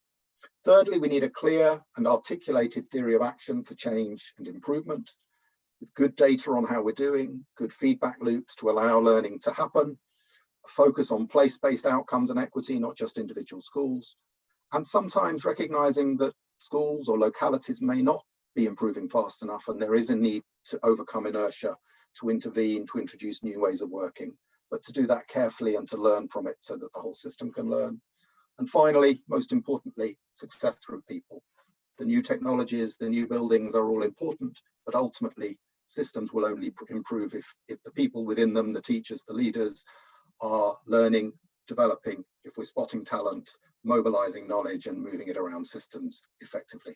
Thank you very much.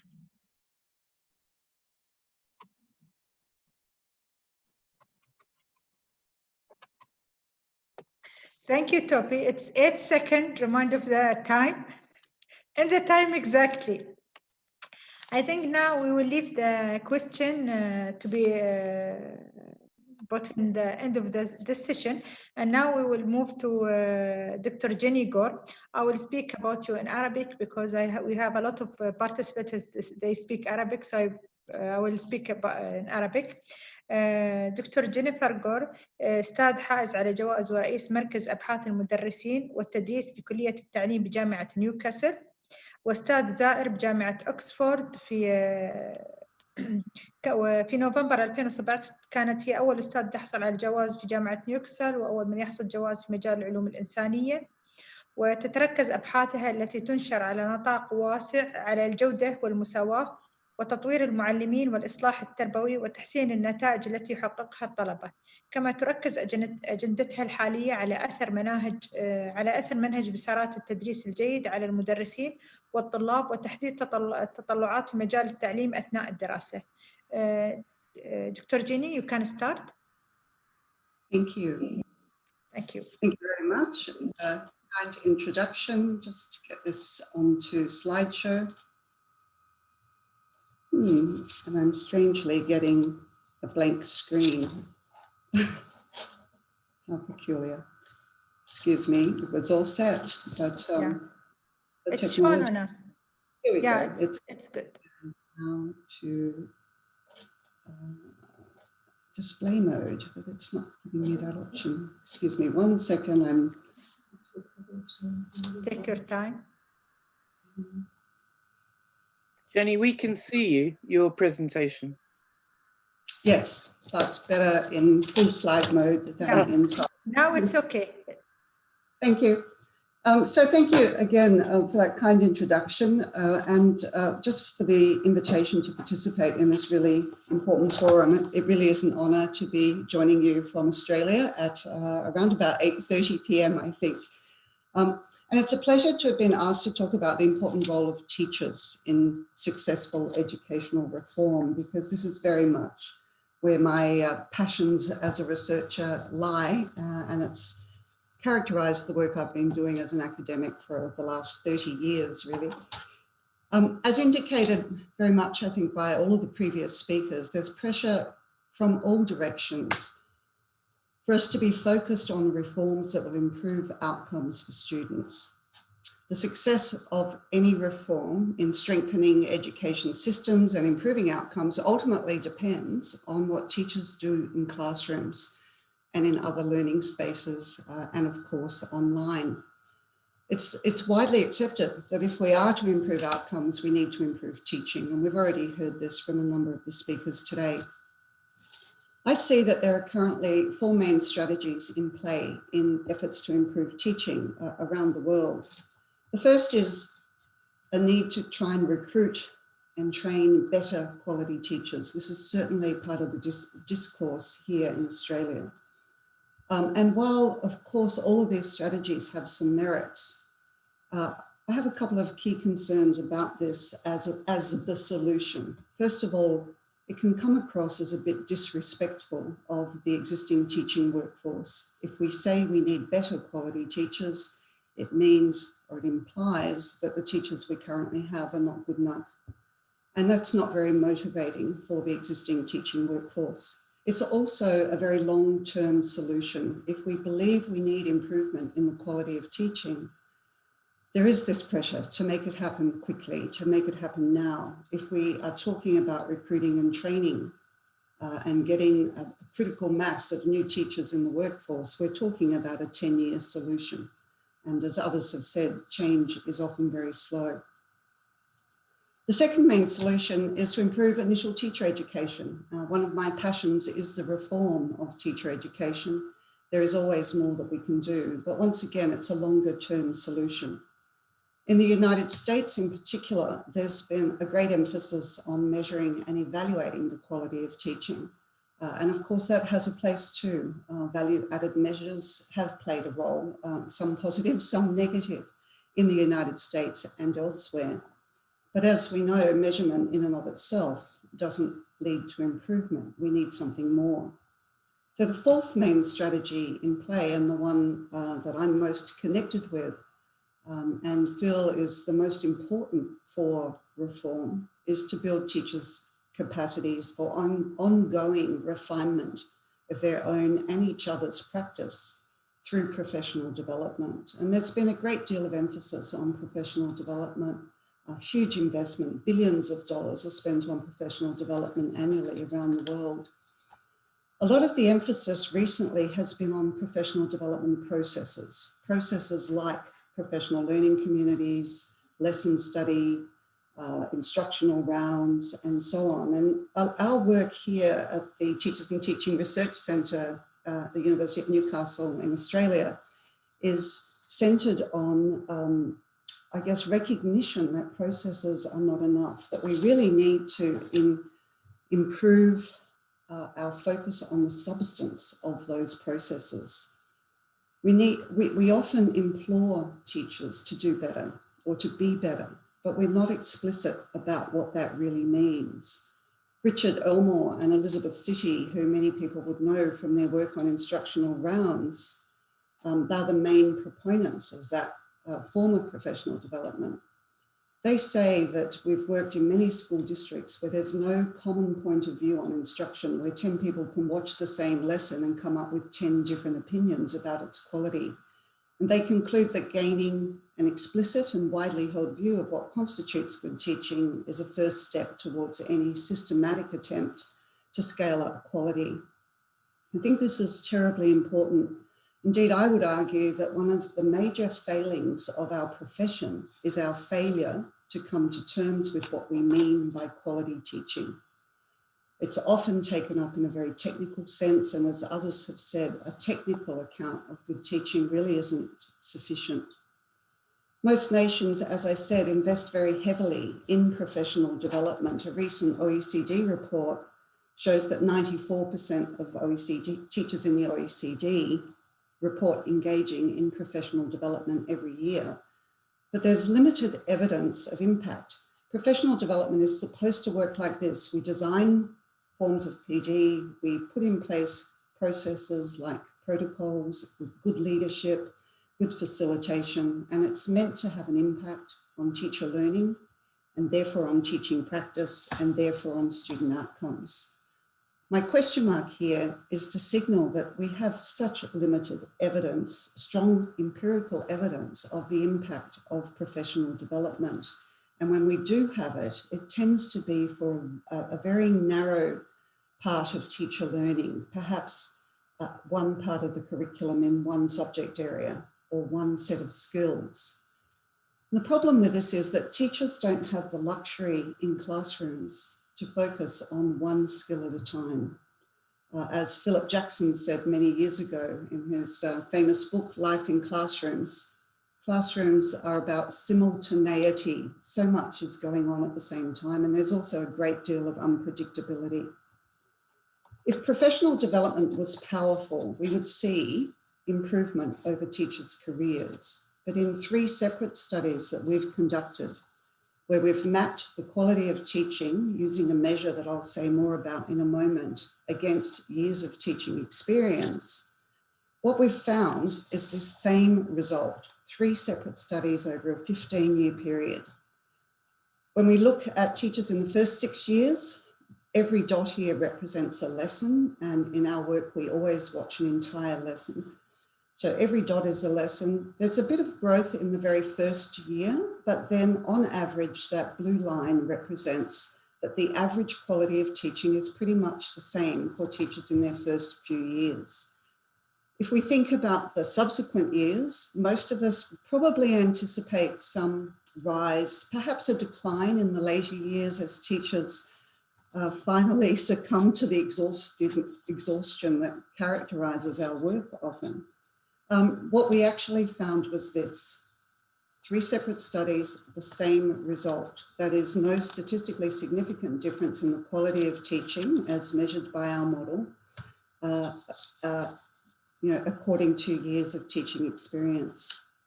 It's a very confronting finding, and it's not inconsistent with other people's research, including a different paper that was published in Australia quite recently. What it shows to me is that teachers are not participating in professional development that fundamentally impacts on how they teach. Lots of professional development on all kinds of other aspects of teachers' work, which are terribly important, but not fundamentally on how they teach. And I think this really contributes to the slow pace of change in educational reform. And it goes back to this failure to come to terms with what we mean by good teaching. So how do we engage teachers in reforms that make a difference? I'd argue that it's not about more assessment of teachers or simply tracking the performance of their students.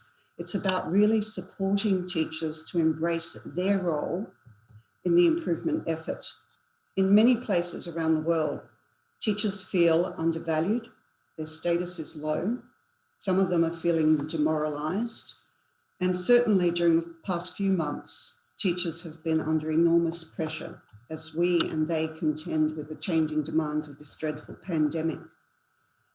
In our own work, we've found that core to engaging teachers in reform is respect for teachers, which is easy to say, but what does that mean?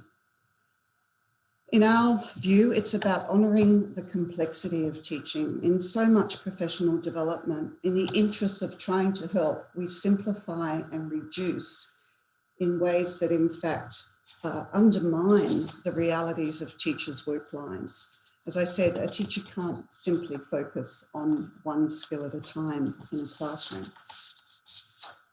We also need to provide real conceptual and practical guidance on improvement. As I said before, imploring teachers to do better is not enough.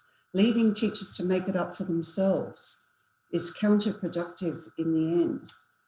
Surely, as a profession, with all the wisdom that we have, we can give teachers some conceptual guidance as to what we mean by good teaching, to guide them and help them, to challenge, get the balance right between challenge and support.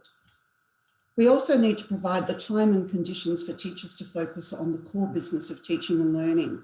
Teachers tell us that they are so often pulled away from the core business of teaching and learning because there is so much else going on in schools that they need to address. We also need to recognise teachers' own capacities to do it for themselves, given the right tools and the right supports. There's a huge rise of interest and investment in coaching teachers to improve. I have two main concerns about coaching. Of course, there's a place for it, but one of the concerns is it can lead to over-reliance on the coach for validation, for correction, for guidance. The other main concern about coaching is recent studies have shown that coaching can cost about 12 times as much as other forms of professional development. So it makes it very hard to take it to scale. We also need to build on what teachers know and do. There's so much reform that effectively tells teachers to forget what they've been doing and here is the new way. But teachers bring, as we know, enormous wisdom, experience, and passion to their work. We need to capitalise on that rather than ignore it. We argue that we need to show respect for teachers by focusing on improving teaching, not teachers. It's not about the person, it's about the work that they do, what they produce in the classroom. Our premise is actually that all teachers are capable of great teaching with the right forms of support. And it's about building teachers' confidence, acknowledging their strengths, finding ways to validate them, give them hope, give them support. It's like supporting learners in classrooms. It's about building confidence. So the question then is, well, is it possible to achieve the outcomes we're looking for while showing respect for teachers and really engaging them in the reform process? I am in the next few minutes going to report on some of the work we've been doing over the past couple of decades. And I just on the right-hand side there acknowledge some of the important funding bodies for our work. But this work has proceeded through a series of pilot studies, efficacy trials, randomized controlled trials, design experiments, case studies, qualitative research, and all kinds, a host of different methods. Central to our approach to respecting teachers and helping them to help with the reform agenda are two key things. First is addressing this question of what is quality teaching. Our work has developed a quality teaching model. This is a representation of good teaching. Its intellectual antecedents lie with the authentic pedagogy work of Fred Newman and his colleagues in the United States, and some work on productive pedagogy that was done here in Australia. Really importantly, this is not a technical model of teaching skills. It's much more about the practice of teaching than it is about a set of teaching practices. If we think of the practice of law or the practice of medicine, it's about the key principles that underpin what we mean by being a practitioner. One of my favourite indications of how our model has power for teachers is an interview that I conducted with a deputy principal in his 40s who recently started working with our quality teaching model. And he said, "This is the first time in my career I feel I'm actually teaching students. Until now, I've just been giving them work to do." It's a really quite poignant statement of the difference that it made to have a conceptualization of good teaching to guide his practice. The model has been around in New South Wales, my state in Australia, for 15 or 17, I guess, years. And importantly, it's applicable to all grades and all subject areas. And this is really important for its capacity to contribute to school-wide and system-wide reform. The model looks like this, and I don't have time to go into any detail, but effectively there are three key principles that underpin our model of good teaching. The first is that there needs to be intellectual quality or rigor or challenge in every learning experience. We need to create quality learning environments that don't just support students, but support student learning. And we need to try and increase the significance of that learning so that students can see its connection to the world beyond the classroom. Underneath each of those dimensions, we have a number of elements, and then for each of the elements, we have a coding system. So for the element deep knowledge, where we're asking to what extent is the knowledge addressed in a lesson focused on a small number of key concepts, we have this coding scale. It's not about the numbers, and it's never used for teacher assessment purposes, only to enable powerful conversations. Because what happens without such a model and this level of specificity is that teachers make often quite vague or general comments. Feedback tends to be of the form of the students seemed really engaged today, or I really liked that particular activity that you engaged them in.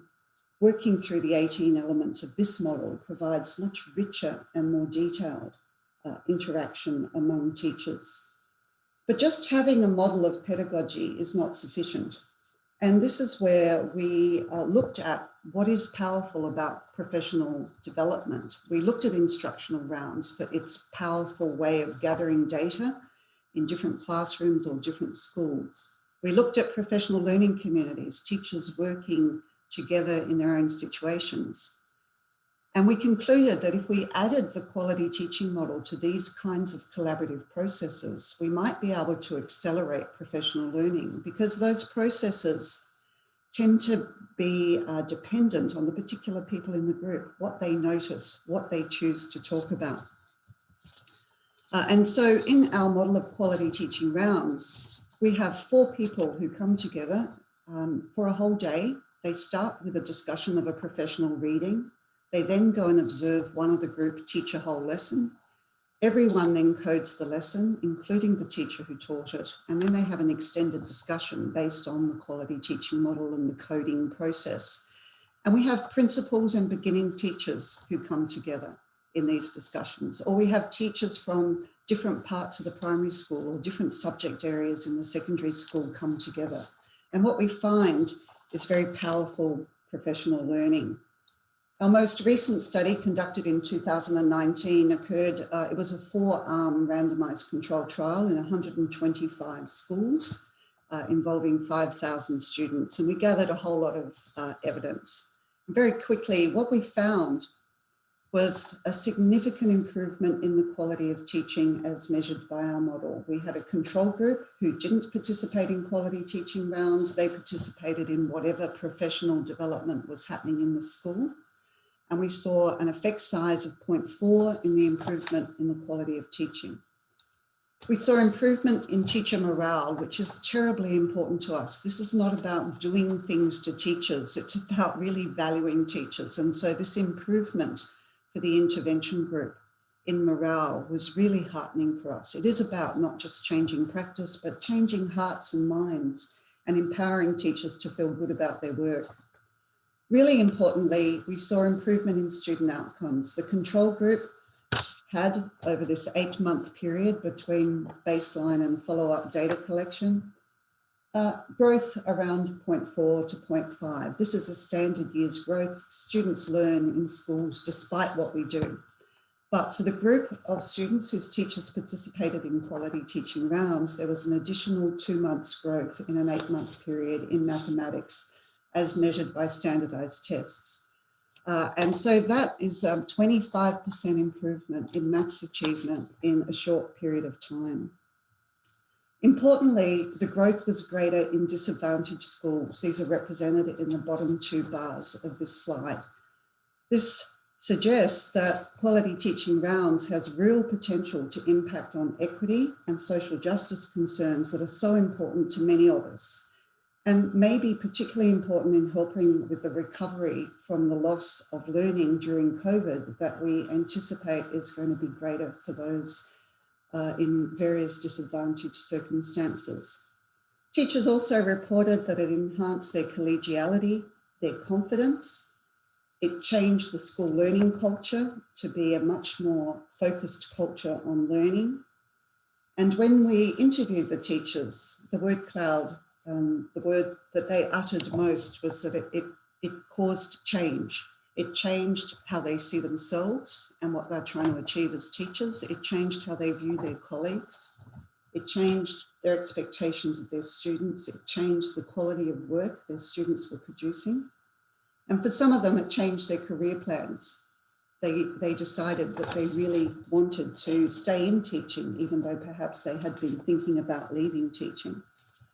So if we go back to this model and we put quality teaching rounds in the centre, we do have evidence now of impact on teacher learning, teaching practice, and on student outcomes. I really value this statement. Innovations often fail when we focus only on the surface features rather than the underlying mechanisms that enable it to work. This is not just about peer observation and feedback. There's some things going on in our model, our approach, that we think can explain the great results that we're having in Australia. The first is that it really structures the knowledge base for teachers. Teachers are often overwhelmed with what Toby just described as this relentless trail of new innovations and new shiny things. So it structures the knowledge base. It honours the complexity of teaching while also distilling it down to those three key ideas. It also flattens power hierarchies in schools to really enhance collaboration. We suggest if in a group of 4 people that the person with the position of authority or perhaps the strongest personality or the most experience goes first in the process of having their lesson observed. And we find that because of the turn taking that's part of our process and the confidentiality that's built into our process, that it really does flatten these power hierarchies where beginning teachers grow in confidence and build great relationships with their peers. And finally, it really enhances relationships to build that culture of learning among colleagues. In many schools, there is a siloed kind of experience where people in different subject areas or in different parts of the school rarely come together. This leads to very powerful collaboration among teachers. Importantly, Deloitte Access Economics recently conducted a cost-benefit analysis independently of this work. They identified this intervention as a very low-cost form of intervention and determined that the return on investment to gross state product, because we were just looking at one state, is at least 40 Australian dollars for every dollar invested in quality teaching rounds. Higher education investment in Australia returns $3 or $4 for every dollar invested. So we're terribly excited to have received that report just last week. Our own research program is continuing to pursue these important questions about ambitious reform. We are looking at this impact on teachers, the impact on student outcomes and not just academic outcomes. We're looking at how we support people in small and remote schools who can't always access high quality professional development. We're looking at questions of implementation science and implementation at scale. And we're particularly interested in questions of translation to new contexts and doing pilot studies in new places to look at the kind of policy settings and other settings that mean exactly as others have said that we can't simply transport ideas to new places. And we're looking at questions of sustainability. Teachers tell us that once they understand teaching in this way, they can't go back.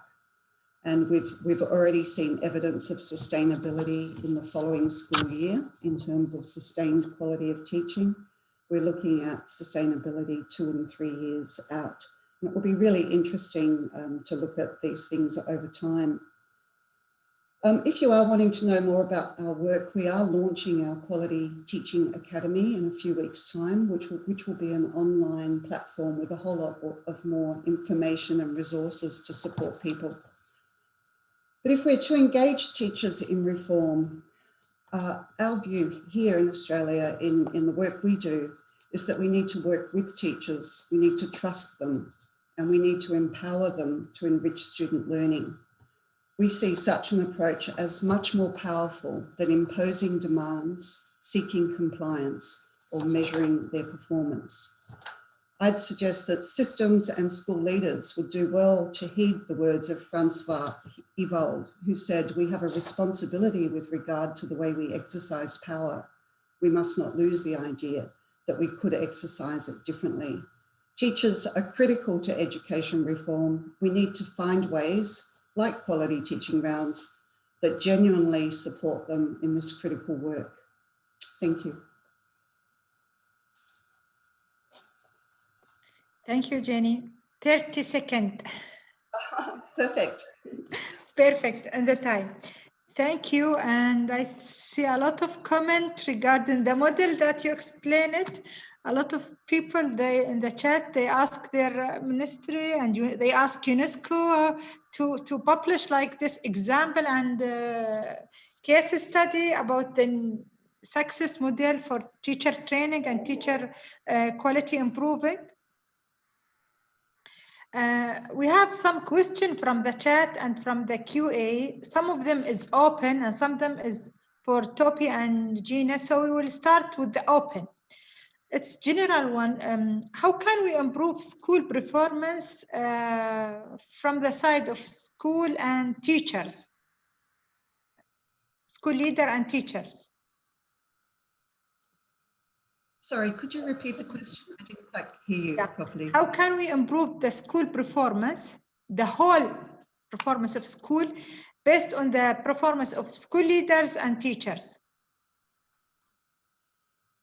I mean, I think our work is suggesting that by focusing on enhancing, I wouldn't say the performance of teachers, but the capacities of teachers, through the strong support of their leaders, we are seeing whole of school improvement, where it's not just about results and PISA scores and rankings. It's about the culture of learning. It's about the satisfaction of being in school. It's about morale. It's about connection and collaboration. And so I think, as others have said, we have to take multiple angles on reform. I wouldn't for a minute suggest that our approach is all that is needed. It has to be located within the larger system. But certainly working with teachers and principals is a key part of a powerful, sustainable reform. I would agree completely. And I think from the point of view of leadership, I mean, I agree completely around having clarity around where do we need to get better as a school, how do we get better, how do we learn collectively about how to do that, and the kinds of approaches that Jenny was outlining, a real focus on professional learning, and there's lots of ways to achieve that, but it does seem to me that often strikes me that leaders in schools don't seem to have a very clear sense of how do we learn, how does new expertise, new ideas, new knowledge come into the school, and how do they then become embedded and common practice across the school. And the kind of rigor of the process that you've described, Jenny, I think is a really good example of how you can get that level of clarity on how to improve. Finally, I'd just say, you know, at the points I was making in the presentation, this combination of kind of transformational clarity on vision and values, an instructional or learning centered focus so that leaders are focused on helping teachers to learn and improve, and a distributed approach so that everyone has a voice, seems to be the approach that has the greatest impact. Thank you, Toby. Can I just add to what Toby said there? Because yeah, of course, we take it a little bit further with the focus of attention of leaders, because learning centered can lead on to learner centered, which is where we're taking into account of the needs of all children. Learning centered can be a little bit focused on just teaching. And, you know, take it one step further, I've developed, along with my colleague, pedagogical leadership, which is where the formal leader of the school is actually engaging beyond the boundaries of the school as well. So I think it's about engagement of all learners is the real key to this. And if we say that we move beyond learning-centered leadership into learner-centered leadership and beyond, I think that can be very fundamentally helpful.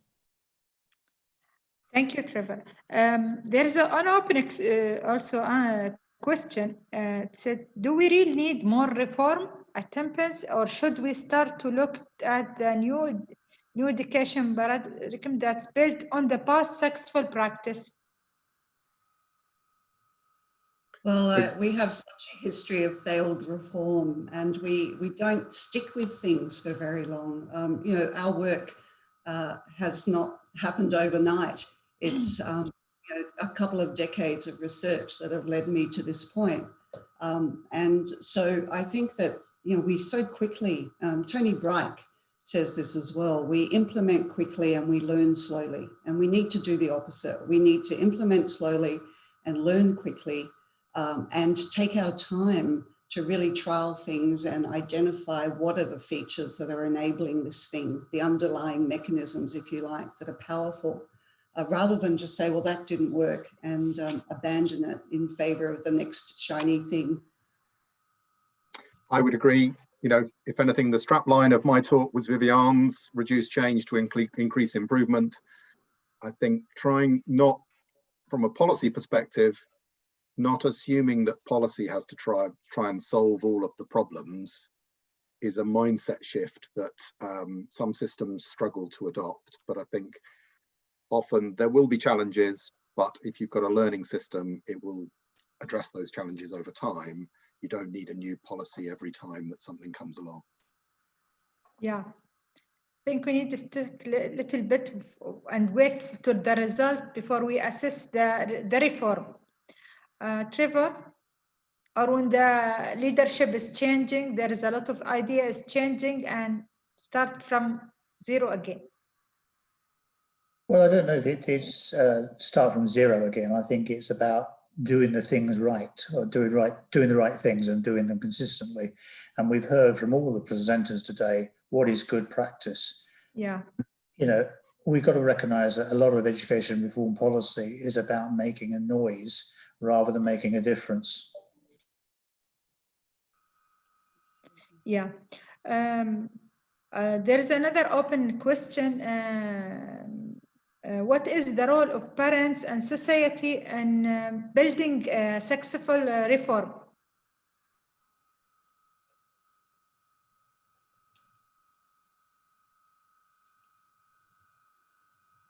Toby, would you like to go first? I jump in. So I think, you know, what all the evidence shows is that at-home good parenting, as Charles Deforge calls it, is absolutely central to children's success in all areas, including in learning. And that means how we help, you know, there's different ways of seeing this. You know, either we see schools as centres which bring together a number of services, education, but also other forms of support for families, which right from the early years help families to achieve that kind of at-home good parenting. So that's one model, the kind of wraparound model. Alternatively, we see it as, you know, schools are focused on great teaching and learning, but they need to be connected into other systems which help families in those ways. Either way, investing in the early years, keeping parents engaged, and I think this focus on equity, because all of the research shows, you know, schools can make a difference in terms of pupil outcomes, in terms of closing the gap, but where that difference really comes is in a set of wider policies around welfare reform and equity. And so education, I think it's as much about how do we try and ensure that school intakes are as inclusive as possible, and we don't have stratification in which more middle class children go to certain schools and other children go to other schools, for example. It's that kind of policy environment that I think is equally critical to success in this area. Thank you.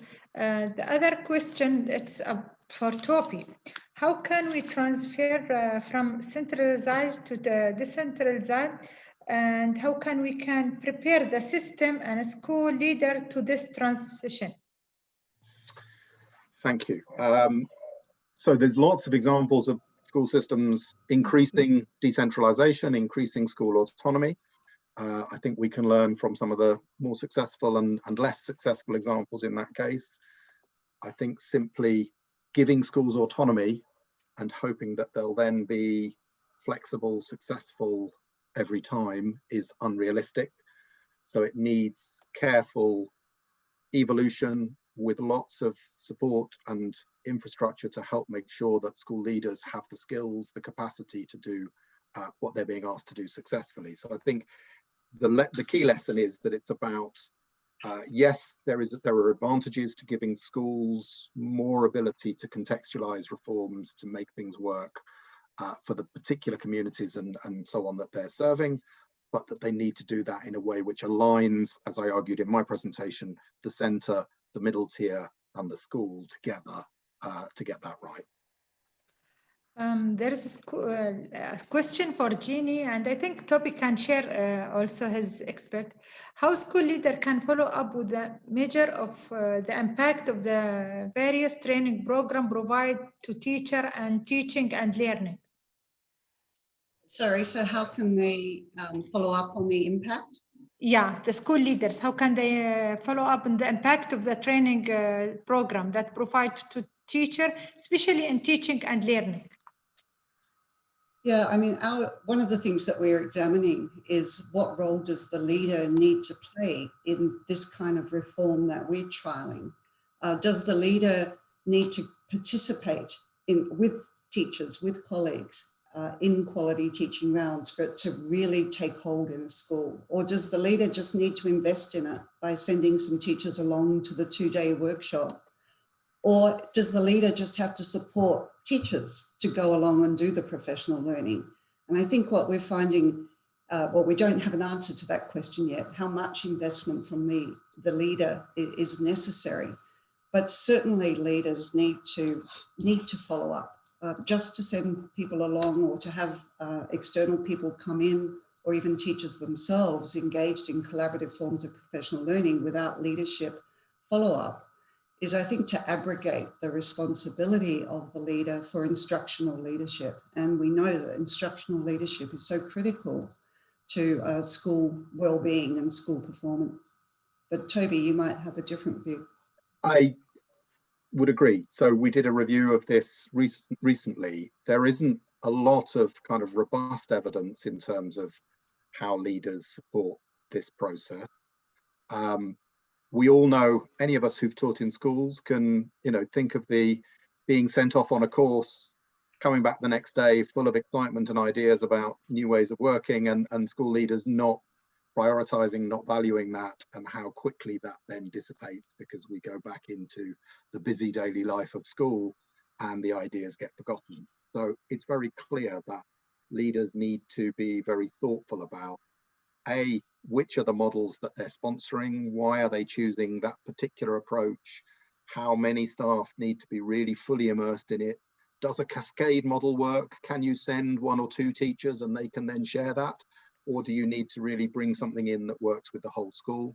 I think one of the things we've appreciated more recently is that a lot of school leaders will focus on generic pedagogical approaches, formative assessments, metacognition. Those are great. I'm not saying they're a bad thing, but we need to also focus on what are the subject-specific implications of this? How do we make this work differently in a math department compared to a science department, for example? But how do we then help middle leaders to translate that to the needs of their particular subject area? All of those things seem to be very important. It's quite hard to say that there's one leadership approach which is critical. Thank you, Toby. And this question is also for you. When changing educational management at the school level, do you believe decentralization or centralization is more successful in improving the quality of education system and the quality of outcome of education system? So, I mean, the reviews I referred to, the kind of Hanashik and Worstman type reviews that the OECD and others have sponsored based on PISA, would suggest that where schools have autonomy over pedagogy and curriculum in particular, and where that's combined with a sufficiently clear accountability framework or kind of set of priorities, and critically with the leadership skills and capacity that can make that work successfully, then you do seem to see an association with improved outcomes. So on that basis, I think there is an argument that schools need that level of ownership and an ability to contextualize reforms. However, I'm not sure autonomy on its own is the answer. Yeah, but we need, in the all cases, we need to improve the school, the leadership skills. There need to be a clear framework for accountability to the school and all of that, so we can ensure the success of transition. Yes, absolutely. Yeah. There's a question. Can you briefly tell us what suggestion do you have to enhance virtual teaching and assessment practice, since we have to accommodate with the current pandemic school closure for several coming months? This is for all, I think, and it will be the last question. Well, I'll jump in quickly and just say that in our work, we're finding that rather than just focusing on the technology or the challenges of that remote form of learning, that if teachers are clear about what they're trying to achieve and have some frame for thinking about what is good teaching, like these ideas of some intellectual rigor and so on, that can help to frame their work online, digitally, as well as in classrooms. And we're finding that this is a very helpful guide to teachers. Do you have, Toby, do you have something, or Trevor, on that? I won't say any more. I think that's a very good response from Jenny. Okay. Last, I will give Toby and Jenny 1 minute to finalize this session and what they have to say in the end of this session. So 1 minute to speak. I just think that, you know, around the world, we're all struggling with very similar problems in education and obviously in life and society and wellness. And this kind of cross-national collaboration, I think, is terribly important for, you know, collective learning from each other. And so I just want to, again, thank you for the opportunity to be a part of it. Thank you, Jenny. Toby? I would agree. I think probably the main point I'd make is I'm struck by how across all 5 of us, there are so many similarities, I think, in the messages that come out. I think the kind of core focus on high quality teaching, backed by good leadership, good systems, good data, and a kind of carefully considered with a clear theory of action for how to achieve change, seems to be fundamental to successful reform. And I think we've all alluded to the risks of trying to, you know, I think, do too much too quickly with too much innovation. Thank you, Toby. By end of this session, I would like to thank our speaker in first session and second session for their sharing their expert with us, and also I will thanks the participant who stay with us until the end of the seminar. I will speak in Arabic now. أود أن أشكر المحاضرين اللي شاركونا بخبراتهم في هذا اللقاء، وأشكر المشاركين، وأتمنى أن مثل ما قلت في نهاية الجلسة الأولى أو بداية الجلسة الثانية أن نأخذ الفوائد من ما سمعناه في هذه اللقاء ورفلكتت والتفكر فيه كيف ممكن أن نستفيد منه في تطوير عملنا في المجال التربوي. شكرا لكم ومع السلامة. Thank you everyone. Thanks. Thank you everyone for coming, and we are going to have end for this webinar. And thank for everyone who joined, and for all the speakers, and for our RCP teams. Thank you all. Thank you everyone, and goodbye. Thanks. Bye-bye.